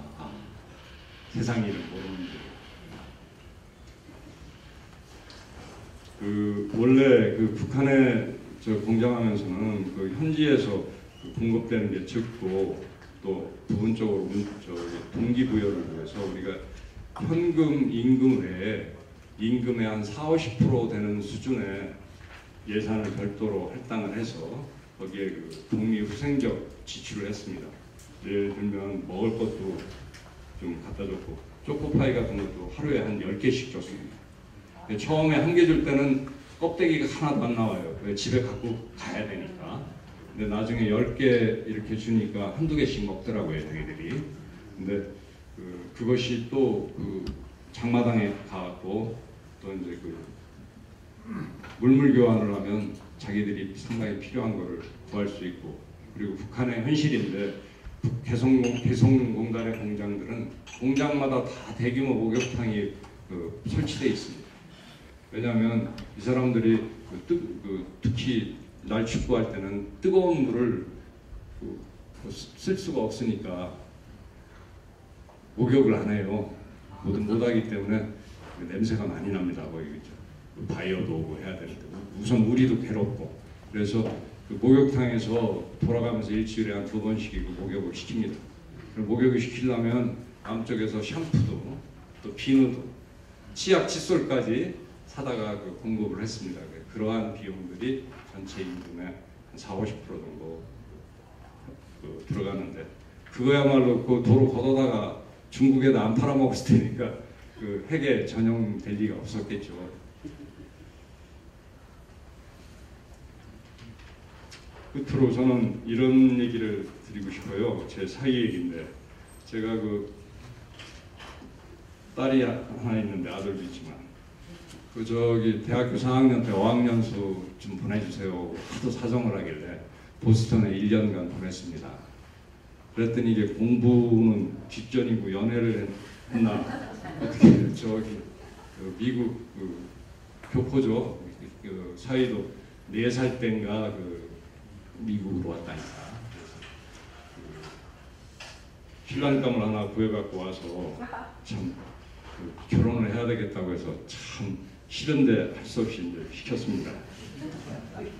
그 사이가 보스턴에서 변호사 자격을 땄고, 로펌보다는 수입은 적지만 공무원이 훨씬 대우받는다고 해서 검사 보러 일하고 있었는데, 제가 딸도 보고 싶고 또 북한 사업이 상당히 유망하게 생각이 돼서, 특히 우리나라에는 국가보안법이라는 이해가 안 가는 법이 있어서 사업하다가 개성공단을 제외한 2010년도에 대북 사업하던 사람들은 다 망했습니다. 왜? 북한에 가거나 북한 사람을 심지어는 중국 같은 제3국에서 만나는 것조차 통일부의 사장 신고하고 승인을 득해야 되는데 못 만나게 하면 못 만나는 겁니다. 북한에 아무리 많이 투자를 했더라도 못 가게 하면 또 못 가고 끝나는 거기 때문에 오히려 한국 국적을 갖고 북한에 사업을 하는 것보다는 미국 쪽을 갖고 사업하는 게 훨씬 유리하다. 그래서 얼마 전까지 원비어 사건 있기 전까지 미국 국적의 한국계 미국인들은 북한 여행을 많이 갔지만 정작 한국 사람들은 금강산 다치고 나니까 그것도 금강산이라는데 제한된 데만 겨우 돌아온 거였지만 미국 국내 여행을 못 가듯이 북한 사업이 유망은 하지만 한국 국적을 가지고 하는 것은 그런 현재는 아직 법이 온전하고 그 법을 없애는 폐지가 아니라 일부 고치는 것조차도 아주 보수 쪽에서 극구 반대하기 때문에 아직도 그 법을 못 고치고 있죠. 그래서 현재 그런 면에서는 미국 적자가 사업하는데 더 유리하고, 중국이 사실 개성공단이 이렇게 닫히고 한다면은 93% 정도의 의존도를 중국에 의존하고 있습니다, 북한이. 그런데 사실 그 사람들 내면은 중국을 굉장히 경계합니다. 신뢰도 사실 그렇게 많이 안 하고. 그래서 그럼에도 불구하고 안타깝게도 미국의 제재가 계속됨으로 인해서 울며 겨자 먹기로 중국에 대한 의존도는 점점 여태까지 높아져 왔습니다. 그래서 사실은 이 제재가 개성공단이라도 풀려서 우리가 전진 기지를 빨리 만들어야지, 나머지 핵 문제가 나중에 해결이 돼갖고 너도 나도 다 하면 중국은 이미 기회를 선점하고 있는 데다가 다른 데 유럽도 들어오고 일본도 들어오고 뭐 그렇게 하면 그때는 우리는 n분지 1로서 별로 좀 유리하지 못하게 되죠. 그래서 저는 시간적으로도 굉장히 바쁘다 이렇게 생각합니다. 그래서 투자할 기회가 있으시면 북한 시장이 굉장히 좋은 기회가 될 것이다 라고 생각을 하면서 이만 제 소개 말씀입니다. 네, 좋은 말씀 감사합니다. 시간 관계상 바로 다음 강연으로 넘어가겠습니다. 다음 강연은 우리 김학권 개성공단 기업협회 고문이시고 또 우리 개성공단 기업협회 전 회장님이시며 주식회사 제영솔루텍 회장님이시고 현재 인천경영자 총협회 회장님도 지내고 계신 우리 김학권 고문님이십니다. 박수를 맞아주시기 바랍니다. 네, 점심을 앞두고 긴 말씀 드리기에 너무 송구스럽기도 하고 짜먹하게 개성공단에 대한 몇 가지의 말씀을 좀 드려보겠습니다. 저는 어떻게 보면 그 해방둥인데요. 보수꼴통이죠. 보수꼴통이 보는 개성공단 입장을 한번 이렇게 말씀드려 보겠습니다. 사실 개성공단의 1호 기업입니다. 제가. 그러니까 처음에 13개 업체를 선정했는데 거기에 이제 그 선정이 돼서 들어갔는데 처음에 그 얘기 듣고 그 얘기를 승인이 났다고 해서 연락을 받고 참 많은 고심을 했습니다. 과연 그쪽에 가서 과연 사업을 할 수 있는 그러니까 하는 걱정을 하고 들어갔었습니다만 처음에 들어갈 때 40명을 이제 그 북한 근로자들 들어온다 그래가지고 제가 그럼 나도 한번 가서 보자. 그리고 이제 면접할 사람 2사람을 데리고 들어갔는데 이제 면접을 보고 바깥에 나와서 그네들하고 대화를 한번 나눠봤습니다. 뭐 여자들은 위에는 하얀 저고리에 밑에 검정 치마, 또 남자들은 인민복을 그걸 입고 이제 와서 면접을 보고 주변에 앉아 있길래 제가 그런 얘기를 건너봤어요. 그 여자분들한테 그런 얘기를 했습니다. 농담 삼아서. 그래 우리 남쪽에서는 여자분들이 담배도 피고 술도 마시고 다 이렇게 활발하게 활동하고 그러는데 북쪽은 어때? 그랬더니 무식이 소리입니까? 그래 얼굴이 뻘개져가지고 이제 그렇게 이렇게 당하면서 대응을 할 때 느끼는 감정이 이렇게 순박한 그런 쪽은 전혀 그렇게 술, 담배 이런 걸 하지 못하는 그런 봉건적인 사회였었죠. 그런 환경에서 보고 남자들은 그냥 막 째려보면서 저 이제 그 자기네들 노동력 착취를 하러 들어왔다 자본가다 라고는 그 눈빛으로 째려보면서 눈도 마주치지 않았어요. 과연 이런 환경에서 우리가 사업을 할 수 있을까? 상당히 걱정이 앞섰죠. 이제 그러면서 이제 진행을 한 500명, 600명 인원이 늘어가면서 이러는데 그런 과정에서 자본주의와 사회주의 충돌이 상당히 많았었습니다. 서로 간에 관계에 다르고 입장에 다르고 생각이 다르다 보니까는 제가 이런 말씀을 드리면 어떨지 모르겠습니다만 처음에 그 사업을 처음에 진행할 때 우리 그 주재원들이 이건 그냥 오프 더 레코드로 해주시면 좋겠습니다. 자존심 문제이기 때문에 우리가 나갔을 때 주재원들이 회장님 저 못하겠습니다. 왜 그래? 그랬더니 냄새가 나고 품질에 생산의 문제가 머리카락에 떨리고 그런다고 그런 얘기를 합니다. 그래서 제가 그런 얘기를 했습니다. 이 사람들아, 나도 어릴 때 자랄 때 그렇게 자랐네. 너희 부모들도 자네들을 키울 때 그런 환경 속에서 키웠어. 목욕을 우리도 제대로 못했고 그 따뜻한 물이 없어 제대로 목욕탕을 가지 못한 시절이 있었어. 근데 자네들이 이 환경에서 극복하지 못한다고 하면은 우리는 영영 거리가 멀어지고 여기서 철수할 수뿐이 없어.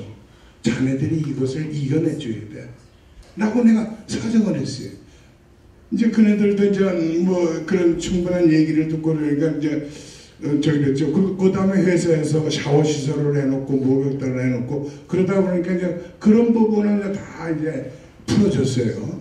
그리고 생산성 부분에 여러 가지가 문제가 있지만은 벌써 이제 체제가 다르다 보니까 거기에 충돌이 많죠.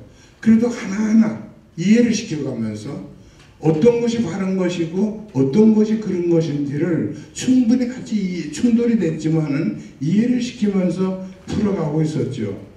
한 번은 이런 얘기가 있었습니다. 제가 닉네임이 김품질, 저는 본명이 김학권인데요. 우리 회사가 옛날에 아주 그냥 문제가 있어서 저는 그냥 작업복에 김품질이라고 김품질 치면 제가 나오거든요. 그래서 이제 김품질이라고 하는 닉네임으로 이제 했는데 그 개성공단에서 사업을 저는 사업은 무슨 사업을 하냐면 플라스틱 금형을 생산하면서 부품 전자 부품하고 자동차 부품 소재를 만들고 있습니다.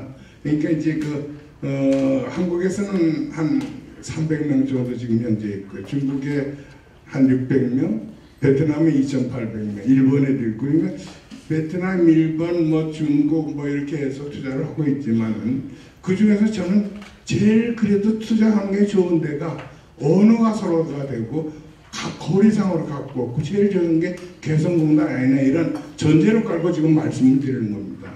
이제 지난 저기에서는 그런 얘기를 했어요. 품질 계속 문제가 돼서 저기 온다고 해서 제가 그런 얘기를 아니 남쪽에서는 이렇게 안 하는데 왜 북쪽은 이것도 하나는 해결하지 못하고 계속 이렇게 문제가 이렇게 생길 수 있는 것이냐라고 하는 측면에서 작은 자존심을 좀 건드렸죠. 그랬더니 그 친구들이 저 김책공대 나온 여자 그 사원인데 딱 알았시오.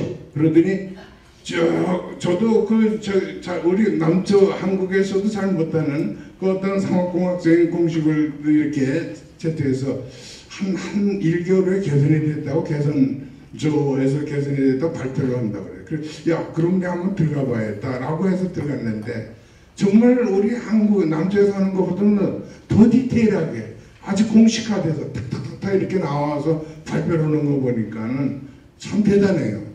어떻게 그러면서 한 30% 정도의 품질을 향상시키면서 어떤 성과를 내는 그런 적도 있었습니다만 사실 저희 이북에서는 사원들이 전부 다 고등학교까지는 다 무상 교육이죠. 그래서 양질의 교육을 받고 있는 인재들이고 또 시키면 시킨 대로 잘 합니다.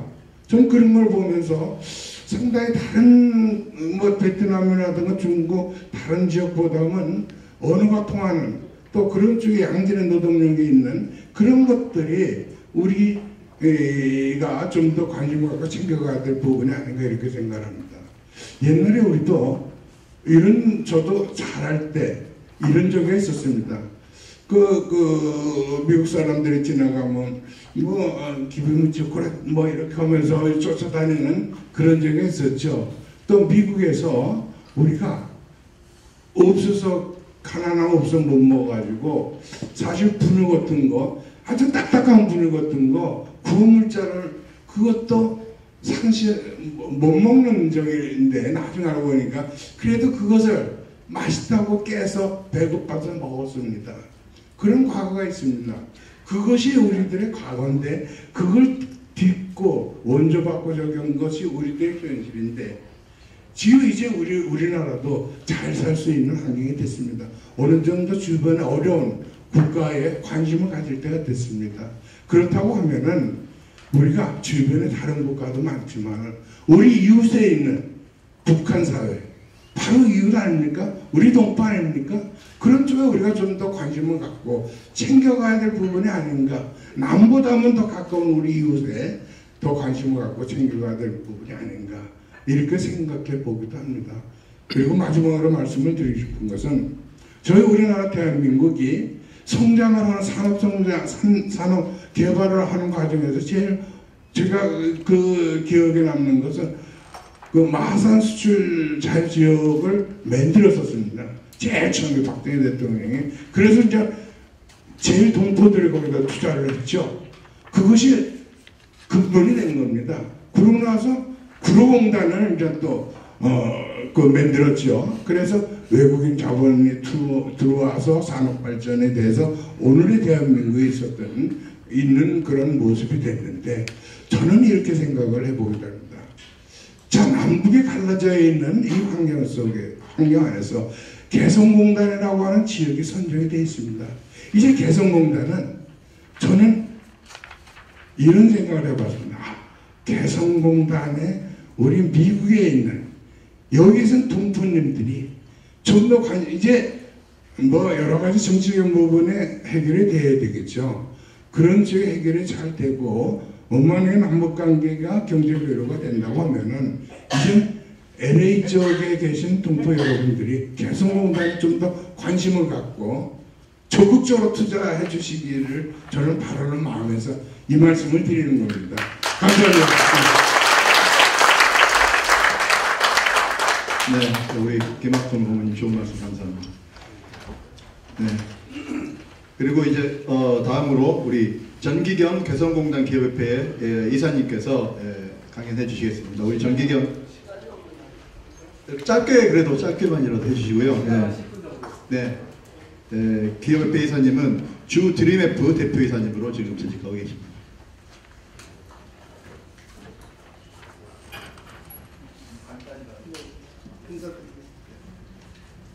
인사드리겠습니다. 드림F 대표이사 겸 개성 기업협회 이사 전기경입니다. 저는 이번 방문단 그 기업은 5분 오셨는데요. 워싱턴에서 2분 돌아가시고 한국으로. 제가 막내입니다. 그래서 제가 43살 때 개성공단에 입주를 했는데 벌써 60을 바라보게 됐습니다. 막내지만 이제 57세고요. 그래서 앞에서 말씀 다 하셨고 간단하게 이제 기업인분들 계시니까 주로 개성공단은 제조업 위주로 되어 있습니다. 그래서 제조하시는 분들이 많이 계신지 모르겠지만 거기에 장점 한두 가지만 말씀드리겠습니다. 앞에서 우리 김 회장 말씀하셨던 여러 가지 사업 여건이 어려운 점이 많이 있었습니다. 근데 뭐 모든 기업이 마찬가지로 미국도 그럴 거고 뭐 동남아도 그렇고 저도 중국서도 해봤고 각 지역마다 뭐 성격 틀리고 민족성 틀리고 언어 틀리고 그래서 뭐 그런 부분은 반대로 얘기하면 뭐 개성이 어떻다 북한이 어떻다 이러기 전에 기업을 하는 분들은 그건 다 감수하고 가야 됩니다. 그런 걸 감수할 수 없으면 해외로 나가서 할 수가 없죠. 그래서 내 집에서 하면 되는 거죠. 그래서 또 더군다나 우리 뭐 북한 개성공단 같은 경우 한 조국이고 또 마음 한켠에는 또 통일을 바라고 남북관계가 좋아지는 그런 마음으로 모든 기업들이 가서 일을 하고 있습니다. 그래서 그 아까 말씀드린 그런 과정이 있고 저희가 문 닫을 때쯤은 상당히 뭐 세계 어느 공업지구보다 좋은 경쟁력을 가졌습니다. 일단은 품질. 그 공업지구의 그 가장 큰 장점은 직원들이 마음대로 어떻게 보면 안 좋은 거죠. 마음대로 이동을 못해요. 그러니까 뭐 처음에 취직한 직원들이 14년, 10년 동안 계속 일을 하는 거죠. 그래서 정밀가공이나 특히 정밀가공이나 이런 분들은 남측에 있는 뭐 어떤 노동력보다도 훨씬 좋은 기술을 갖게 되었습니다. 뭐 한국 남한에서도 뭐 한 3년 있으면 나 누구 좀 더 준다 그러면 또 옮겨가고 뭐 좀 더 준다 그러면 옮겨가고 그런 일이 많은데 그런 그 우수한 기술력을 가지고 있기 때문에 뭐 좋은 품질을 최고의 품질을 만들어낸 데가 개성공단입니다. 그런 걸 좀 이해해 주셨으면 좋겠습니다. 요 정도만 하겠습니다. 그 많은 시간이 많이 있는데 다른 분들과 하시고 있습니다. 감사합니다. 많이들 개성공단을 위해서 많이 지원해 주시고 마음도 많이 써주시기 바라겠습니다. 감사합니다.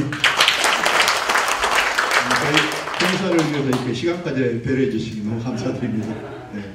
그러면 20포지션 마지막 연사로 우리 김진정 변호사님을 모시고 우리 지금 미중 무역 분쟁의 현황에 대해서 간단히 듣도록 하겠습니다. 우리 김진정 변호사님께서는 현재 HI 로 그룹의 대표 변호사로 계시고 또 옥타의 세미나 위원장으로 계십니다. 네. 모시겠습니다.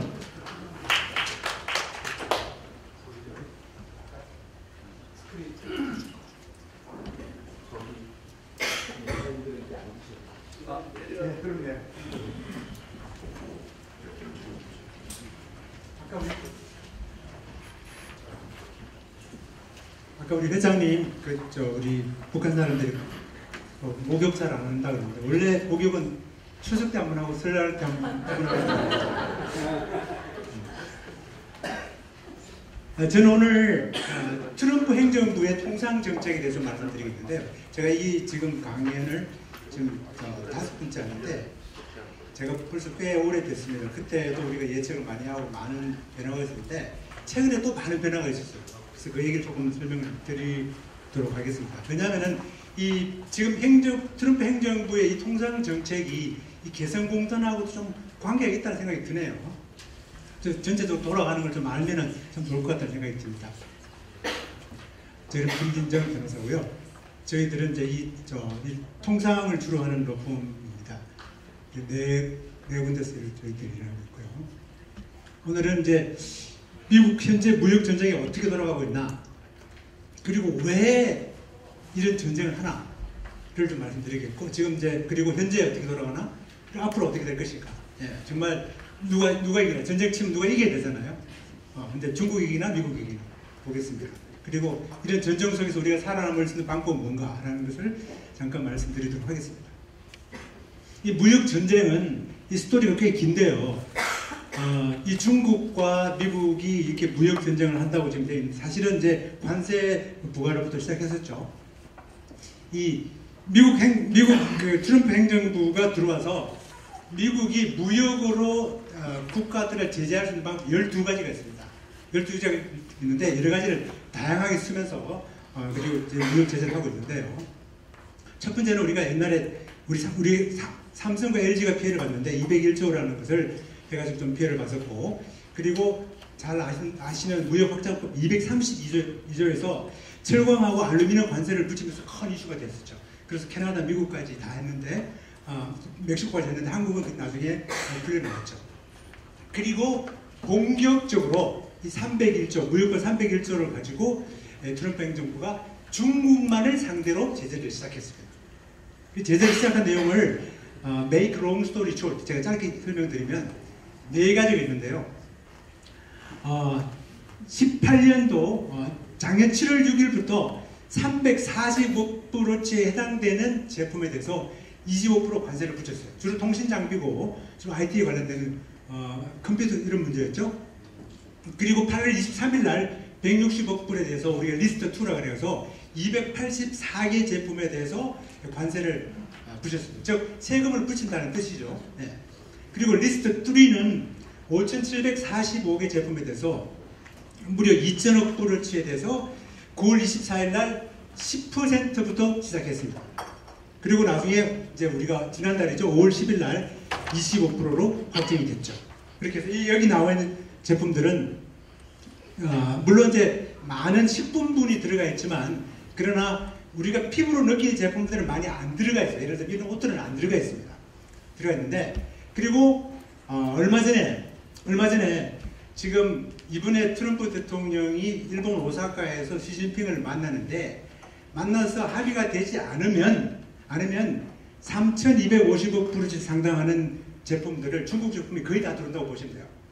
예를 들면은 히토류 빼고, 잘 아시는 히토류 빼고, 그리고 메디칼 이런 스플라이 정도 빼놓고 대부분 다 들어가는데, 이 제품을 25%로 관세를 부과하겠다. 즉 다음 주입니다. 6월 24일부터 법적으로 이미 언제든지 고지할 수 있게 돼 있어요. 법은 다 바뀌어 있습니다. 그냥 오더만 주면 바로 나와요. 바로 이렇게 되도록 준비가 되어 있습니다. 그러니까 트럼프가 이 시진핑을 만나기 직전에 굉장히 레버리지를 사용하기 위해서 총을 들이댔다고 볼 수 있죠. 근데 이렇게 관세를 매길 때 시진핑이 눈 하나 깜짝 안 하는 것 같은 느낌이 있어서 지금 트럼프도 굉장히 고민을 많이 하고 있습니다. 근데 왜 이런 무역 전쟁을 할까요?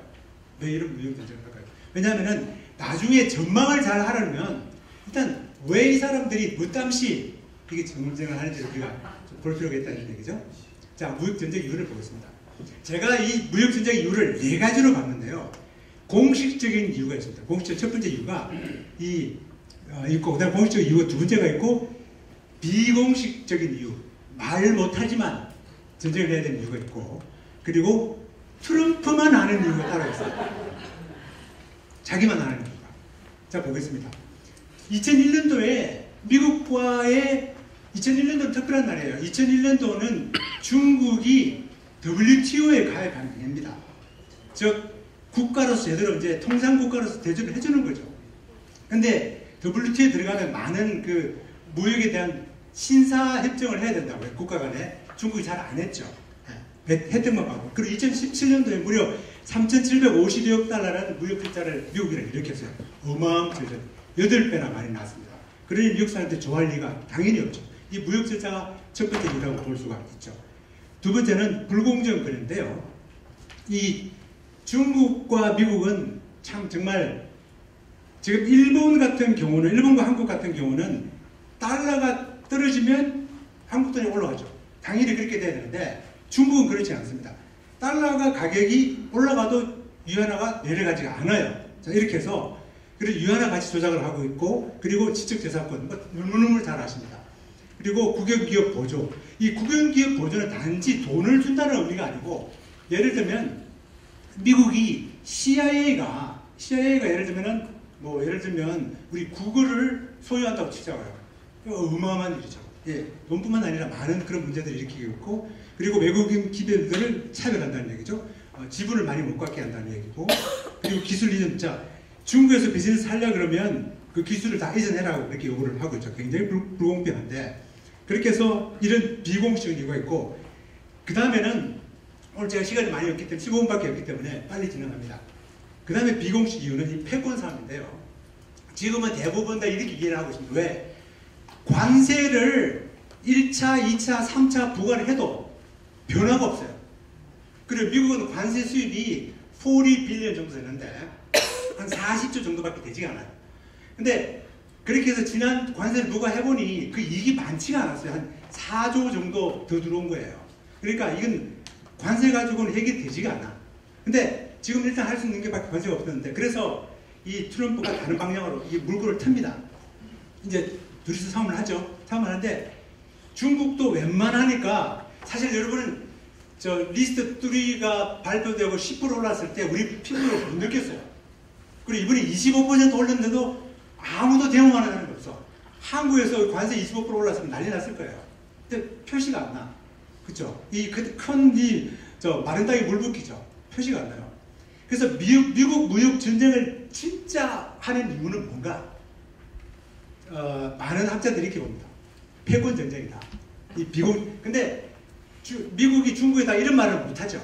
관세 얘기만 하는 거죠. 무역 적자. 중국이 너무 빨리 성장했었어요.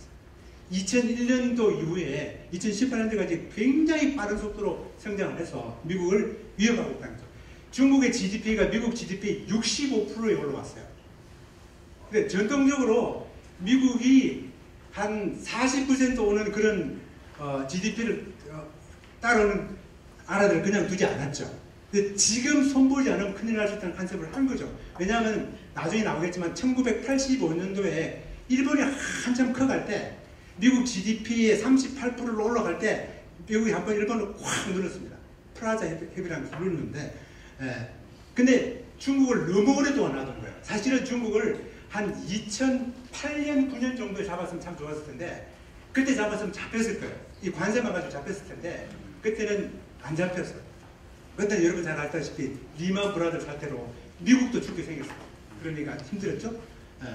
그리고 이제 미국 데이터만 한마디로 중국들이 미국의 도둑질을 많이 한다는 뜻이죠. 대놓고 얘기는 할 수 없습니다.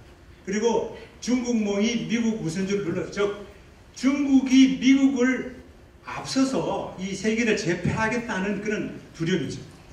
그런 것들이 있고요. 그 다음에 4차 산업 우회 경쟁에 뒤질 염려가 있다는 그런 느낌 때문에 미국이 중국을 손보기를 시작했습니다. 자, 볼게요. 이게 이제 프라자 코드인데요. 이 짐 베이커라는 분이죠. 네. 미국이 올라갈 때, 일본이 올라갈 때 이 환율 가지고, 환율이 그 당시에 160엔이었다가 110으로 떨어져, 즉 한 40%, 50%가 환율이, 그러니까 엔화가 절상이 됐어요. 절상되는 바람에 일본이 지금도 헤매고 있죠. 네.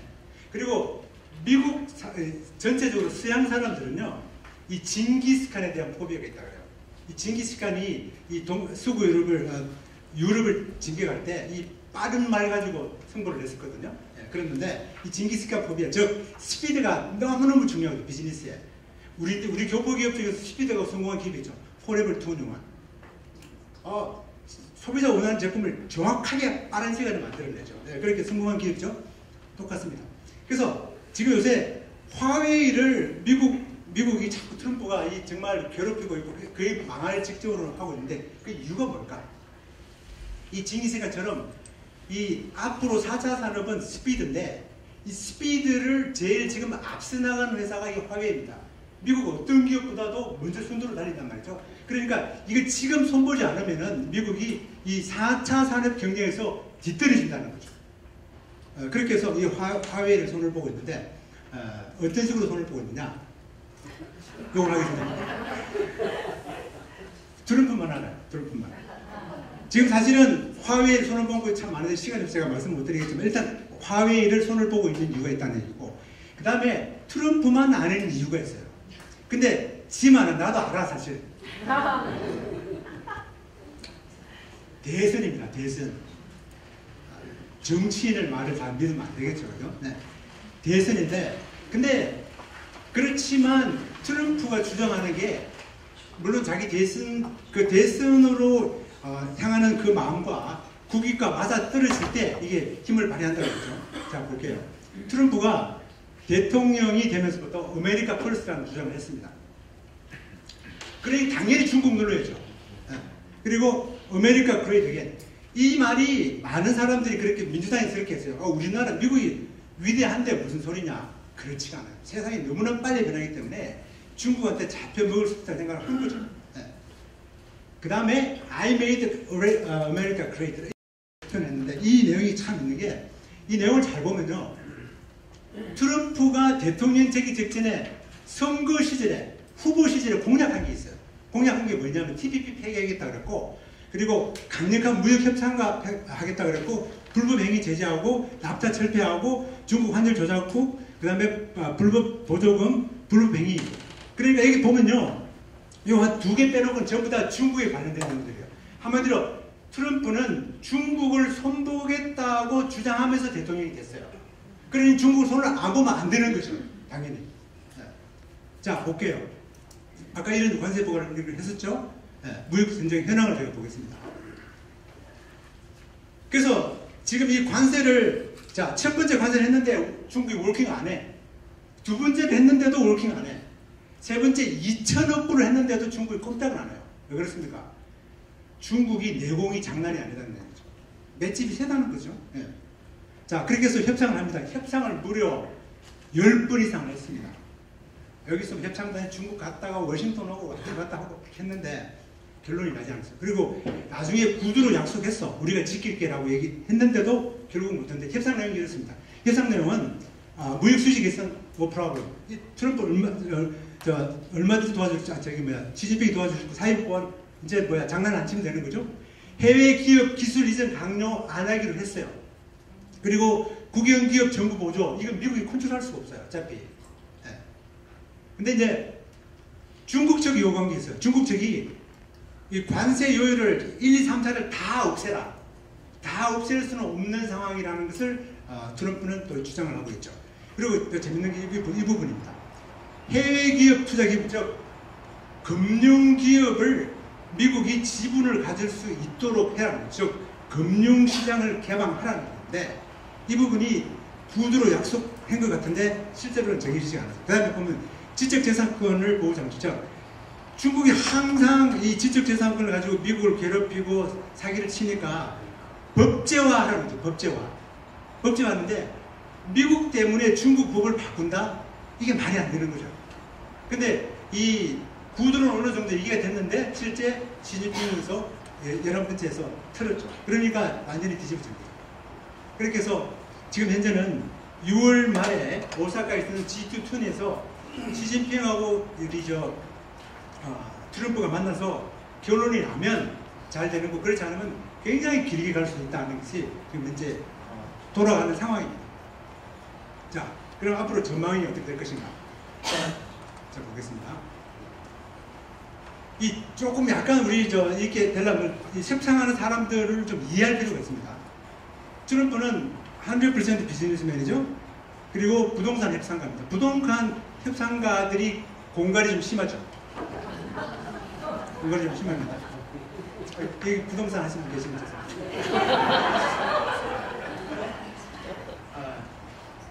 그리고 개인 사정이 좀 복잡해요. 이게 스캔들도 많고 여자 소송 당한 게 26케이스나 되고 좀 복잡해요. 그러니까 뭔가 하나를 팍 터뜨려야 이게 된다는 거죠.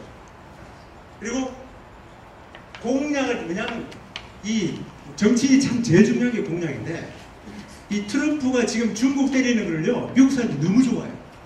진짜요. 너무 좋아해요.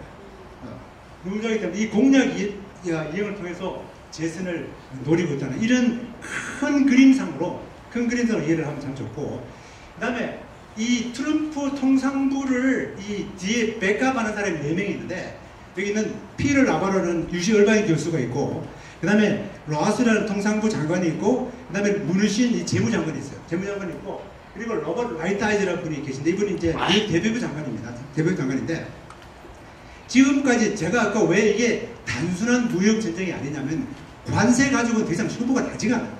중국 관세 갖고 미국이 아무리 때려봐야 저는 중국이 꼼짝 안 한다고 생각합니다. 규모가 너무 커요. 너무 크기 때문에. 그래서 좀 다른 방법이 나오는데, 이 문우신 장관이 계속 회의에 참석하는 거 보면 이게 뭔가를 얘기해 준다는 거죠. 왜냐하면 이 재무부 장관이 통상회담에 계속 리드를 해 나가는 거죠. 굉장히 미닝풀합니다. 여기서 이제 유심히 봐야 될 부분이 이 로버트 라이트아이즈인데, 이분이 그 소위 말하는 그 우리 러스트 벨트 출신, 옛날에 그 우리 7강 산업하는 그 출신인데, 이분이 그 변호사 저 같은 통상법 변호사인데 스케들이라는 그 큰 미국 대형 로펌에서 엔타이 덤핑을 하시던 분이에요. 엔타이 덤핑 그 주를 담당하신 분인데, 이분이 1985년도에 그 이제 변호사를 하다가 나중에 미국 정부에서 상공부에서 일을 하면서 이 프라자 합의 때 인볼브를 하신 분이에요. 물론 그 탑은 아니지만 이제 초년병으로 인볼브를 한 거죠. 그렇게 하고 보호무효자죠. 네, 중국에 부담을 주지 않는데, 이분의 생각이 그 트럼프를 움직인다고 봐도 과언이 아니에요. 왜냐하면 이분은 실무와 이론을 완전히 다 갖고 있는 분이기 때문에 굉장히 정평됐다라고 볼 수 있고, 이 이제 전쟁이면 양국의 전력을 해봐야 되는데, 미국과 이제 중국을 한번 검사를 한번 해보겠습니다. 왜냐하면 지금 시간이 많지 않기 때문에 이걸 제가 스토리는 많지만 오늘은 그냥 짧게, 관세 부과는요, 중국은 관세 부과할 게 별로 없어. 훨씬 미국이 많습니다. 유리해요. 근데 월킹 안 하는 거야. 단지 그게. 그리고 최근에 미국이 유학생들을 뭐 비자 잘 안 주겠다니까 중국에서 우리 관광 안 갈 거야. 더 무서워. 이게 사실 더 무서워. 연 300만 명이 오는데 한국도 그냥 크게 피해봤잖아요. 이것도 중국이 유리합니다. 훨씬 유리합니다. 그리고 중국에서 히토류 가지고 내가 장난칠 수 있다라고 계속 언론에 흘려요. 여러분 아시겠지만 히토류라는 것은 중국에서 많이 나잖아요. 근데 이 히토류가 과잉 생산이야, 전체적으로 보면.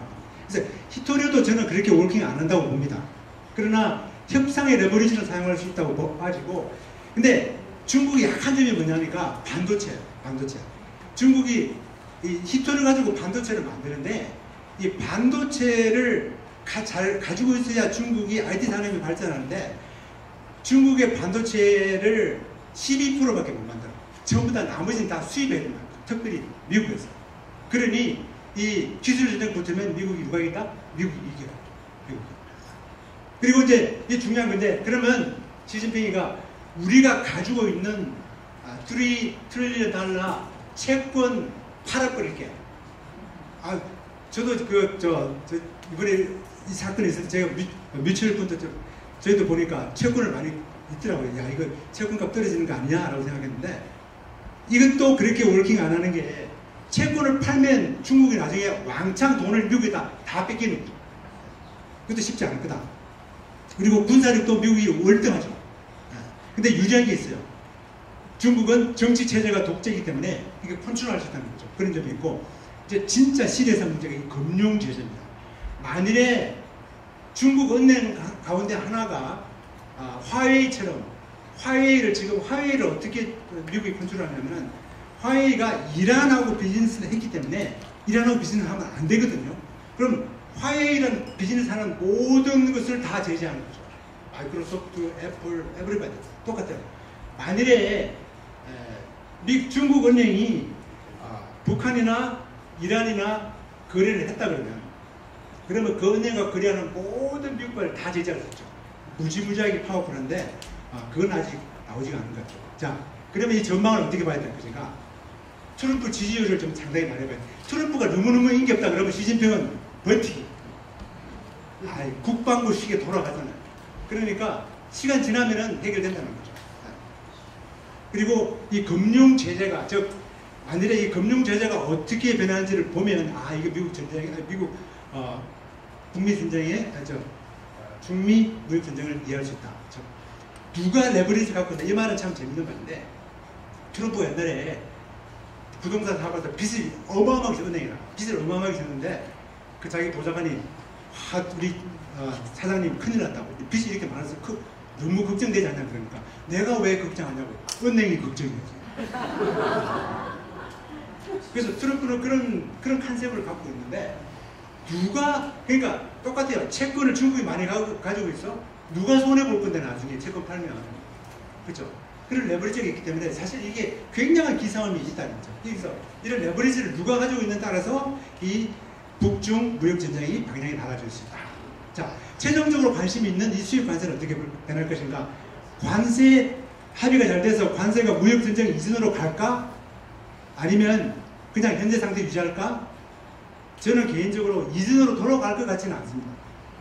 그런데 6월 24일 이후에 3,255불 25% 올라가면 우리가 탈겟, 월마트, 반세에 있는 제품들이 전부 다 25% 올라간다고 보기 때문에 미국도 상당히 부담스럽다. 상당히 부담스러워서 협의를 하더라도 트럼프와 시진핑 간에 어느 정도 모든 걸 다 합의하지 않지만 어느 정도는 합의를 했으면 하는 거고, 양쪽 다 그렇게 원한다고 저는 생각합니다. 네. 그렇게 해서 무역 전쟁 일어났지만 우리는 어떻게 대응할 것인가? 매점 매색을 하면 되겠죠? 네. 미리 많이 사시면 되겠고, 관세를 중국에서 무는 방향으로 거래를 하시면 되고요. 예외 신청을 하시고 품목 분류를 잘 해보시면 잘 할 수 있을 겁니다. 제가 너무 빨리 달리기 때문에 좀 약간 이해를 할 수 없는 부분도 있지만, 그러나 무역 전쟁보다 뭐가 중요하다? 전심이 중요하기 때문에 제가 여기까지 합니다.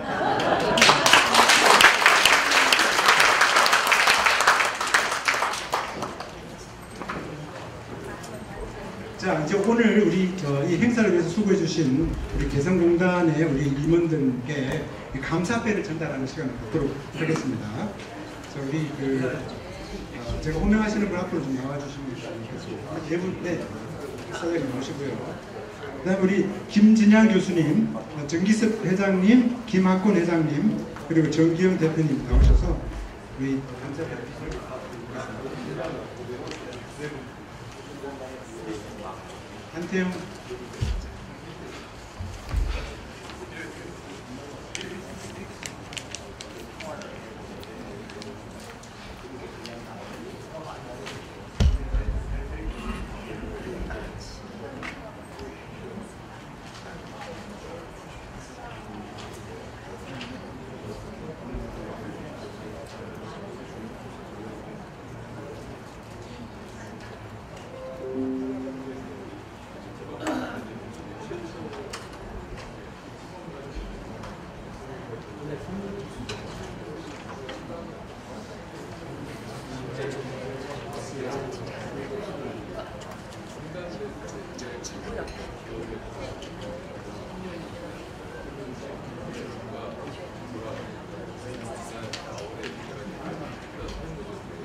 저희들 그 심포지엄에 참석하신 그 네 분께는요, 저희 옥타 우리 대외협력위원장인 최강철 위원장님께서 하고 계신 골프공을 저희도 선물로 준비했습니다.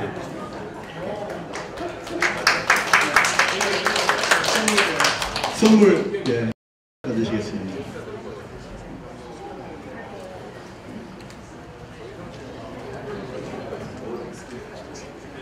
네, 잠깐만, 그리고 우리 이번에 그 개성공단 방미단에서도 우리 옥타를 위해서 선물을 준비했는데요. 이 선물은 특별히 개성공단에서 제작된 손수건입니다. 개성공단에서 직접 제작한 손수건을 우리 김모혜 회장님과 최영석 우리 이사님께 제작했습니다. 감사합니다. 예, 그 시간 관계상 Q&A는 나중으로 미루고요. 지금 다들 시작하시니까 두 가지 공지사항만 말씀드리겠습니다. 첫 번째 공지사항은요. 지금 오늘 이 개성공단에 대한 설명을 들으시고 궁금한 점이 있으신 분들은요. 특히 우리 옥타 관계자분들, 기업을 관계해서 궁금한 점이 있으시면 모든 분들이 우리 바깥 데스크에 명함을 넣고 가시면 우리가 명함을 수거해서 그 명함에 있는 연락처로 개성공단 정보가 담긴 뉴스레터 등 정보를 제공하겠다고 하니까 잊지 마시고 꼭 명함을 남겨주시기 바라고요. 두 번째는 지금 뉴욕 라이프라고 쓰인 이 지갑을 지금 로스트 앤 파운드에서 갖고 왔으니까 분실하신 분은 앞으로 나오셔서 찾아가시면 되겠고요. 이상으로 모든 심포지움 행사를 마치고 사진 촬영이 있겠습니다. 사진 촬영 후에 식사가 있을 테니까 사진 촬영에 모두 협조해 주시기 바랍니다. 모든 분들께서 좀 앞으로 나와 주시기 바랍니다. 네. 빨리 진행해 주시면 식사 시간을 좀 빨리 앞당길 수 있겠습니다. 예, 이 사진 촬영에 나오시는 얼굴들이 나중에 개성공단에 들어가실 때 그 김지장 이사님께서 고려사항 중에 하나라고 합니다. 꼭 사진 안에 들어가 계시기 바랍니다.